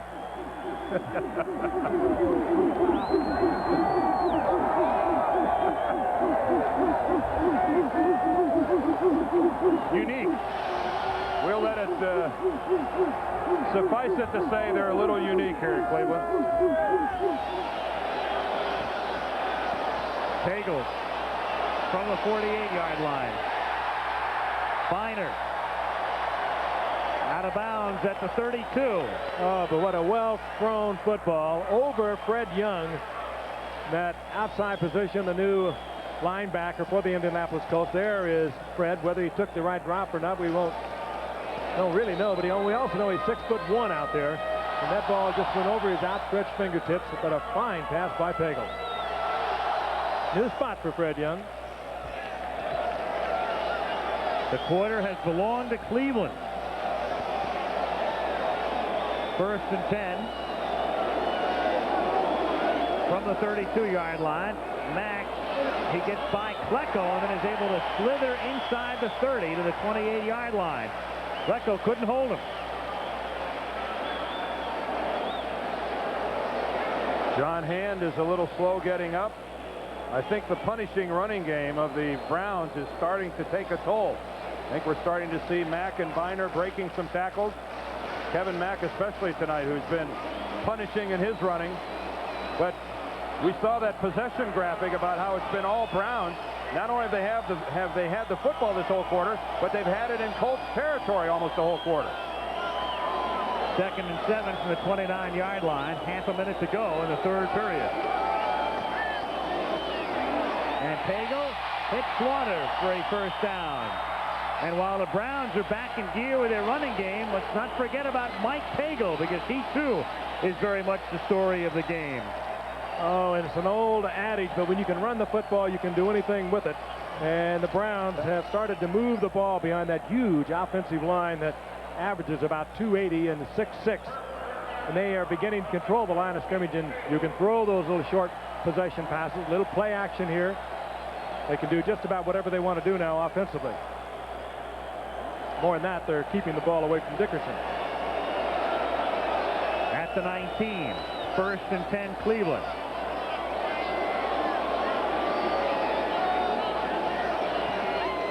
He runs into Mack on a busted play, and the tackle is made by Thompson on a play that will end the 3rd quarter. That one could have been a changeup by Pagel, and nobody, or at least somebody, didn't get it. Pretty good numbers for a man who really hasn't played since 1985, and at that time he was a Colt. Browns by 10 after 3. Back after this message about an upcoming show on ABC and a word from your local station. We had to figure out a way to get Dan into the picture. We finally did it. Wide angle lens. Our producer and director, are they innovative or what? The reverse angle. The biggest angle. The widest angle. Whole lot of new angles. Nothing new about the Browns angle, though. They're still in Colt territory. Start the 4th quarter at the 23-yard line. 2nd down. And 15. And Pagel has it dropped by Langhorne. Pagel has had a good night, but that's one you know that a Kozar would not miss. Little scuffle here. And Indianapolis waited until they got away from the pound to get into a duel. But they're a little bit relieved to get away from that outfield. They're messing with the wrong guy when they're messing with Ben. Look at Ben. He's got... That's not gentle, Ben.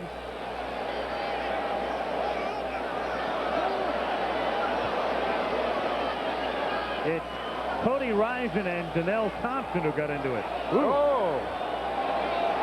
Thompson with a quick left to Risen. Oh, and a couple forehead mashes. 3rd down and 15. Tip incomplete. Freddie Robinson got his hand on it. And now Barr will have to come in, and this field goal will come from about 41 yards out. Robinson breaking up the play. So Johnson comes in to hold. Barr to attempt one, which will be spotted at the 31-yard line. Barr tonight has tried 2 and has been successful on each occasion from 21 and 29. You know, as Cleveland continues to dominate here, you have to keep in mind that Indianapolis is only a couple of plays by Dickerson out of this ball game, no matter what happens here. Barr's kick, good. So he's 3 for 3. Well, I don't know what kind of words of encouragement or wisdom this guy, Ron Meyer, can give to his offensive team, but they have just been non-existent here in the 3rd quarter and now early on in the 4th quarter. And defensively, the Colts have not played bad at all.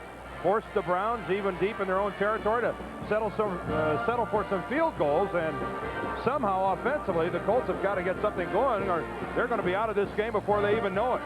That's been the case in the previous 2 games. In their loss to Houston, 17-14, their loss to Chicago, 17-13. It's been the defense that played well, the offense that just could not generate. And again, I think it goes right back to an offensive line that is not giving Eric Dickerson, who has 110 yards, they're just not giving him those gaps and those seams to exploit. And not giving him time, not giving him enough carries in that 3rd quarter in particular when they had the ball for 2 series, 3 and out on each occasion. Dominated by Cleveland. They lead by 13. Meyer looking 0-3 in the face. And that would be a bad 0-3 because 2 of those losses would have come at home. Buffalo would be 3-0. Indianapolis, by virtue of finishing 1st last year, has to play a very tough schedule. And we saw that last graphic where Indianapolis has only gained 3 yards in the 3rd quarter, and it's a proven fact the teams that only gain 3 yards in the 3rd quarter, 98% of those lose the ball game. Oh yeah, how do you know? I just made it up like all our other graphics. Yeah, it was 96%. Come on, get it straight. That's why you do the play-by-play. Johnson sends it to Bentley. 10. Now past the 20, and Bentley is out of bounds at the 28-yard line early in the 4th quarter. So the Cleveland Browns on top now by 13. And just to recap, Dickerson had a touchdown call back on a penalty. Indianapolis settled for a Biasucci field goal. Then Newsome caught a touchdown pass from Pagel. Cleveland led 7-3. Second quarter, Barr made it 10-3, and then Dickerson tied the game on a 41-yard beauty. But Slaughter simultaneously catching the ball with Daniel to make it 17-10 Cleveland at the half. From the 28, Trudeau throws over the middle and underneath and hits Mark Boyer, and he gets wrestled down at the 36-yard line. Then in the third quarter, Cleveland dominating in terms of possession. Barr with a 29-yard field goal to make it 20-10. And then here in the fourth quarter, a 40-yard Barr field goal to make it 23-10.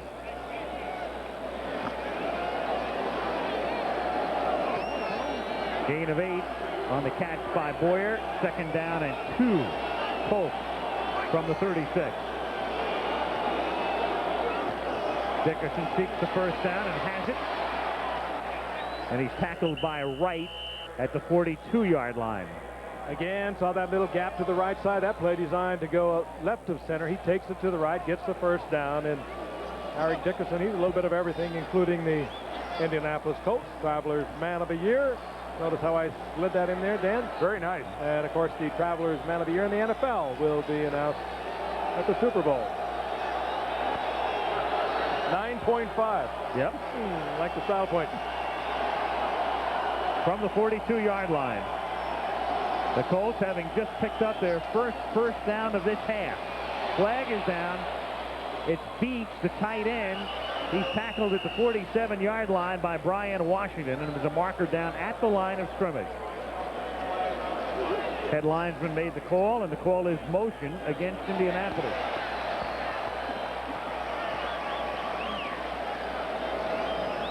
Number 84, illegal motion offense, 5 yards, first down. That's Mark Boyer, who was lined up as the other tight end. Beach made the catch, but Boyer lining up illegally. Well, they caught him rocking back just a little bit right before the snap. Boyer just settled back on his heels. Looked like he forgot the snap count. The kind of mistakes that an offensive team struggling to make something happen just can't afford. Now instead of a second and less than 5, they're into a first and 15 situation. Defense now holds all the cards. And a good time for Cleveland. It's even good against the run, the blitz, when they come with it. And Pagel going deep for Verdun, and much too deep, and Verdun didn't have a chance. He was blanketed that time. Dixon was there, and Wright was over for support as well.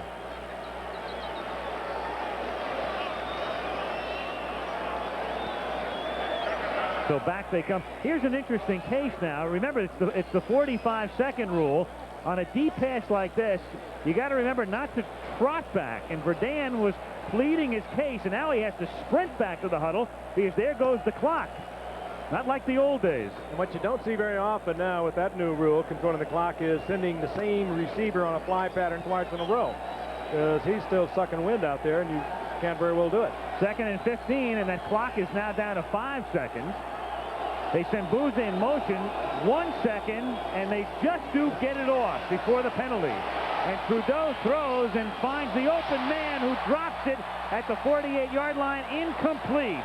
Incomplete. Felix Wright hitting Verdun, who never had possession of it. Well, we're back to the definition of what is a catch. No matter what it looks like when you're up in the air, you have to have it when both feet hit the ground. And Clarence Verdun, the intended receiver, a good throw that time by Jack Trudeau. Let's take a look at it. He's got it there, but the hit by Felix Wright clearly forces out the ball before Verdun is able to get both feet on the ground. A sensational defensive play that time by Felix Wright. Watch the helmet. Free safety. Right into the ball, knocking the ball loose to bring up third down long yardage. Beautiful. Third and 15 at the 37-yard line. Trudeau, and he has a first down as he finds Matt Booza, who got free at the 45-yard line, and he put it right in there.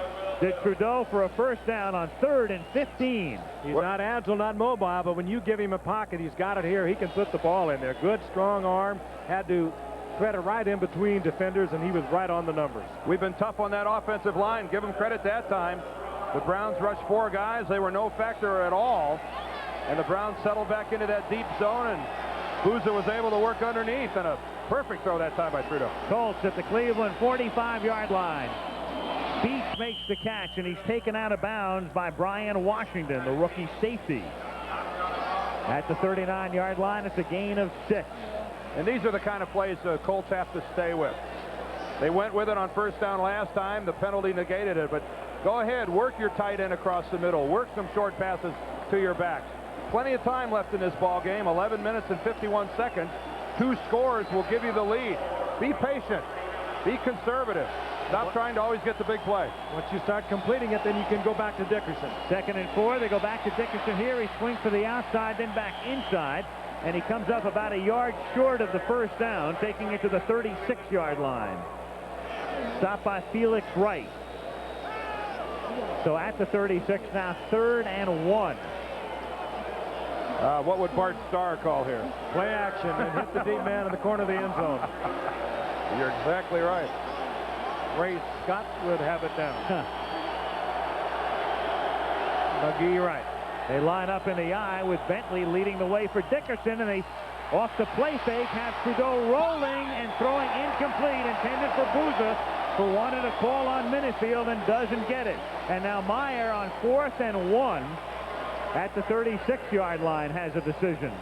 I think Meyer had to feel that I'm in a 2-down situation, even though it's going to put me in action on 4th down. But when you're down 23-10, you've got to think I'm going to go with 2 plays. And not much of a play fake. Nobody's buying that. Certainly not Minifield. He was reading it all the way. And had his body in front.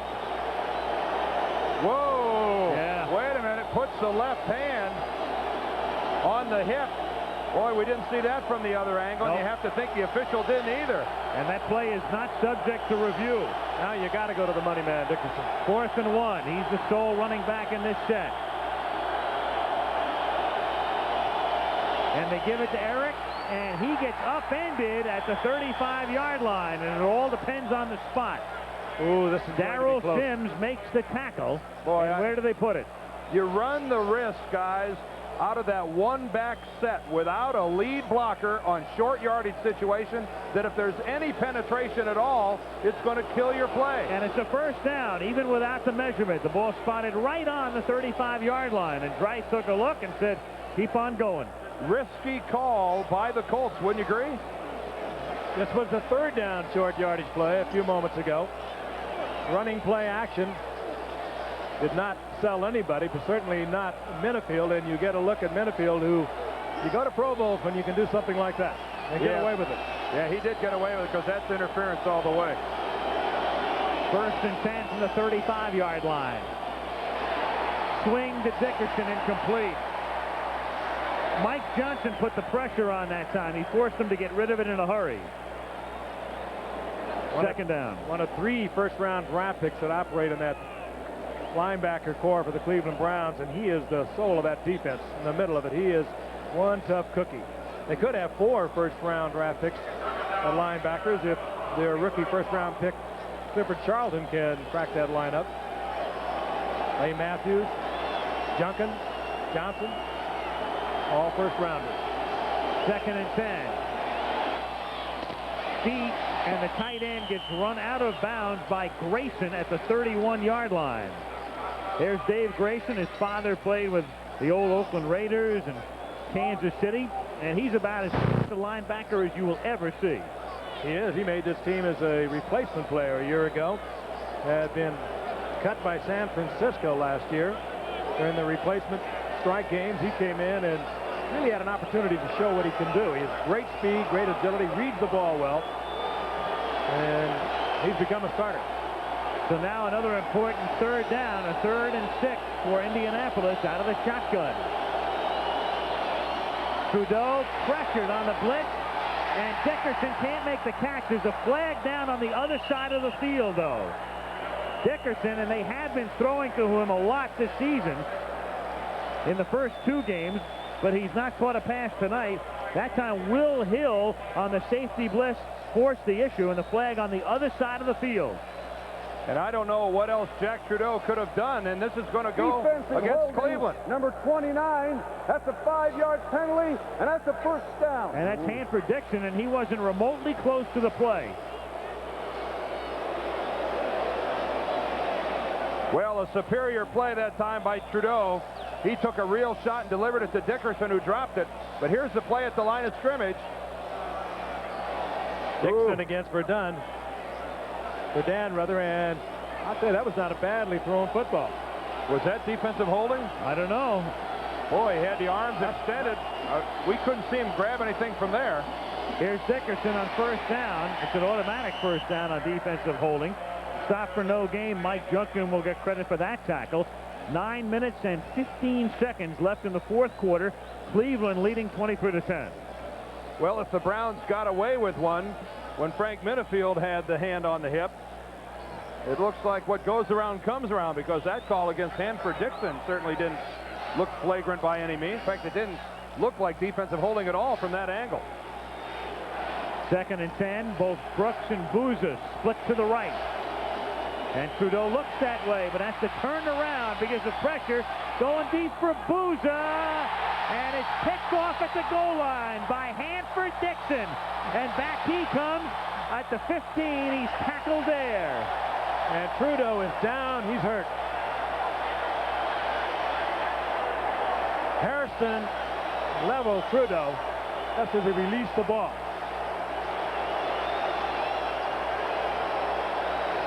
Wright tipped it. Dixon makes the interception. Mike Johnson was also putting a lot of pressure on Jack Trudeau. And you hope that Trudeau is all right. You certainly hope that anyone down on the ground gets up and is okay. And he's got the double agony of being hurt, and also knowing that that's a pass he just shouldn't have thrown. And this is awful, as they're looks like they're looking at the lower extremities. So they work on Trudeau. Cleveland has the ball. Chandler warming up. Browns by 13. Carl Hairston, who has effectively removed Trudeau from the game. Trudeau was just assisted off the field. It appeared to be the left leg that they were looking at.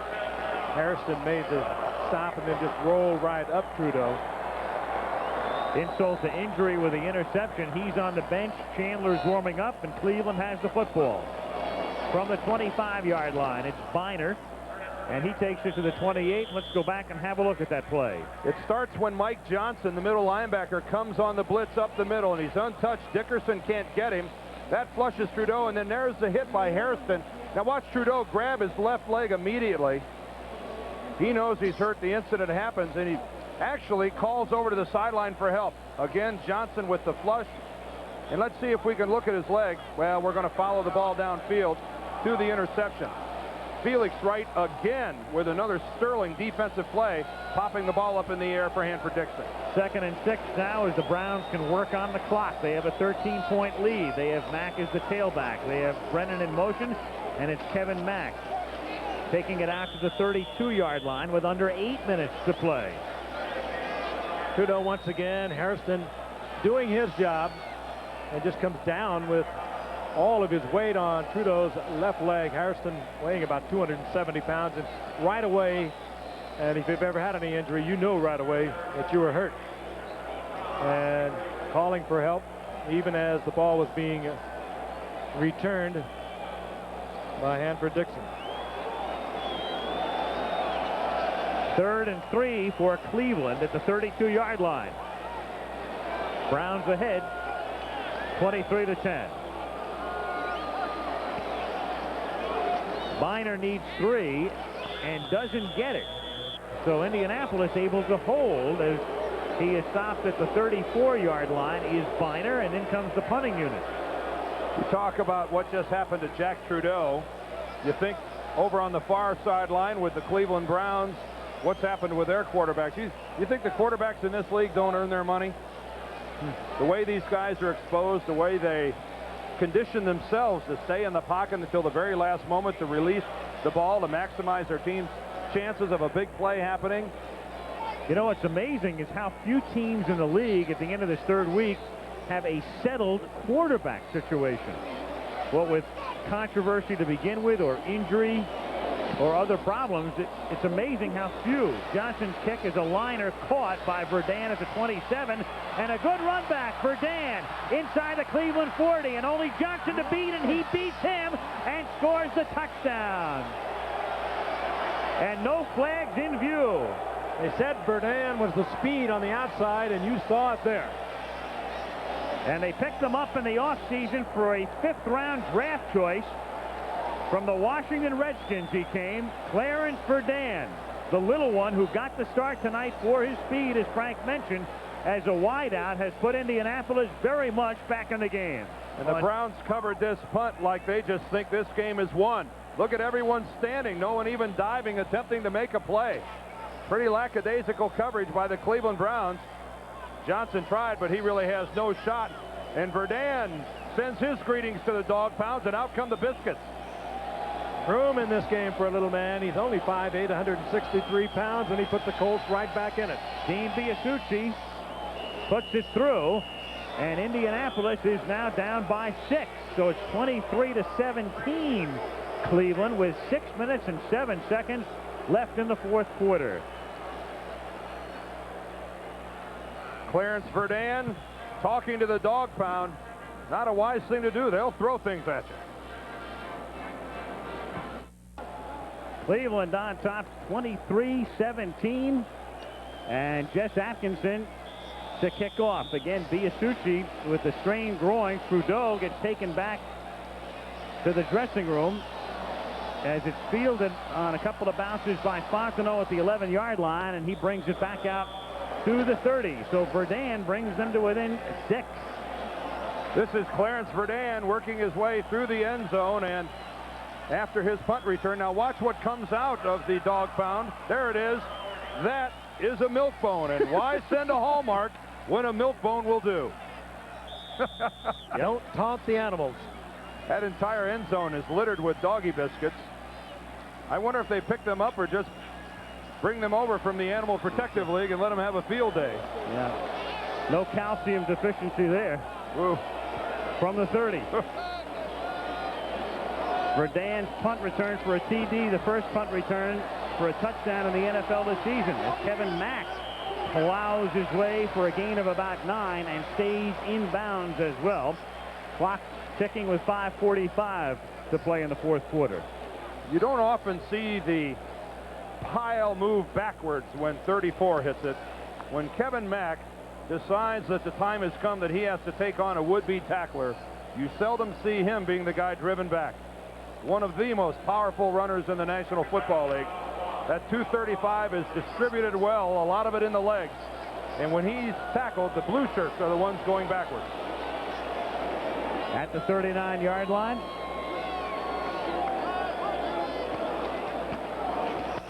Mack picks up a first down. That's the first punt return for a touchdown against the Browns in 11 years. White Shoes Johnson was the last man to do it when he played with Houston in '77. Right now, let's pause 5 seconds to allow our local stations to identify themselves.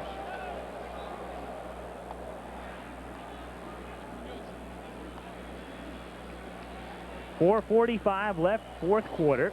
Cleveland has the ball at its own 42.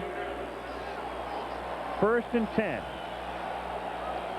Trudeau, the report is a strained left knee. He was carted off, obviously will not return. Tim Manoa for no gain. And since Trudeau was hurt, remember, Indianapolis has not had the ball on offense, so they did score 7 points thanks to Verdun's run back. Chris Chandler was the man warming up. So will it be the rookie quarterback when the Colts get the ball back, if the Colts get the ball back, or would he go with Hogeboom? There's Hogeboom. Second down and long. Brian Brennan comes in for Cleveland. He's their possession receiver. Not a bad time for the Colts to think blitz. They're a good blitzing ball club. Second and long, good place to do it. Also a good chance with a blitz to perhaps jar it loose. Second and 10. They blitz Bickett from the outside and Krause from the inside, and he gets the pass away to the 48-yard line to Brian Brennan. But they're still about 3 yards short of the first down. So upcoming is a very big 3rd and 3 because the clock is now down to 3.5. Gary Hogaboom appeared to really be in the game over there on the sidelines, huh? I was going to say, he did not have the look of the guy who was coming in, and the fact that Chandler was holding his helmet is a pretty good indication as to who will guide this team. But their problem right now is getting the ball back, and this is a critical play right here, because if the Browns pick up a first down, they can take it down to the 2-minute warning and beyond. 3rd and 3. Pagel from the shotgun. Brennan comes in motion. 4 receivers into the pattern. Slaughter makes the catch. Big first down. He's tackled by Eugene Daniel. Ran a slant inside Daniel. First down, Cleveland, and they can really go to work on the clock now.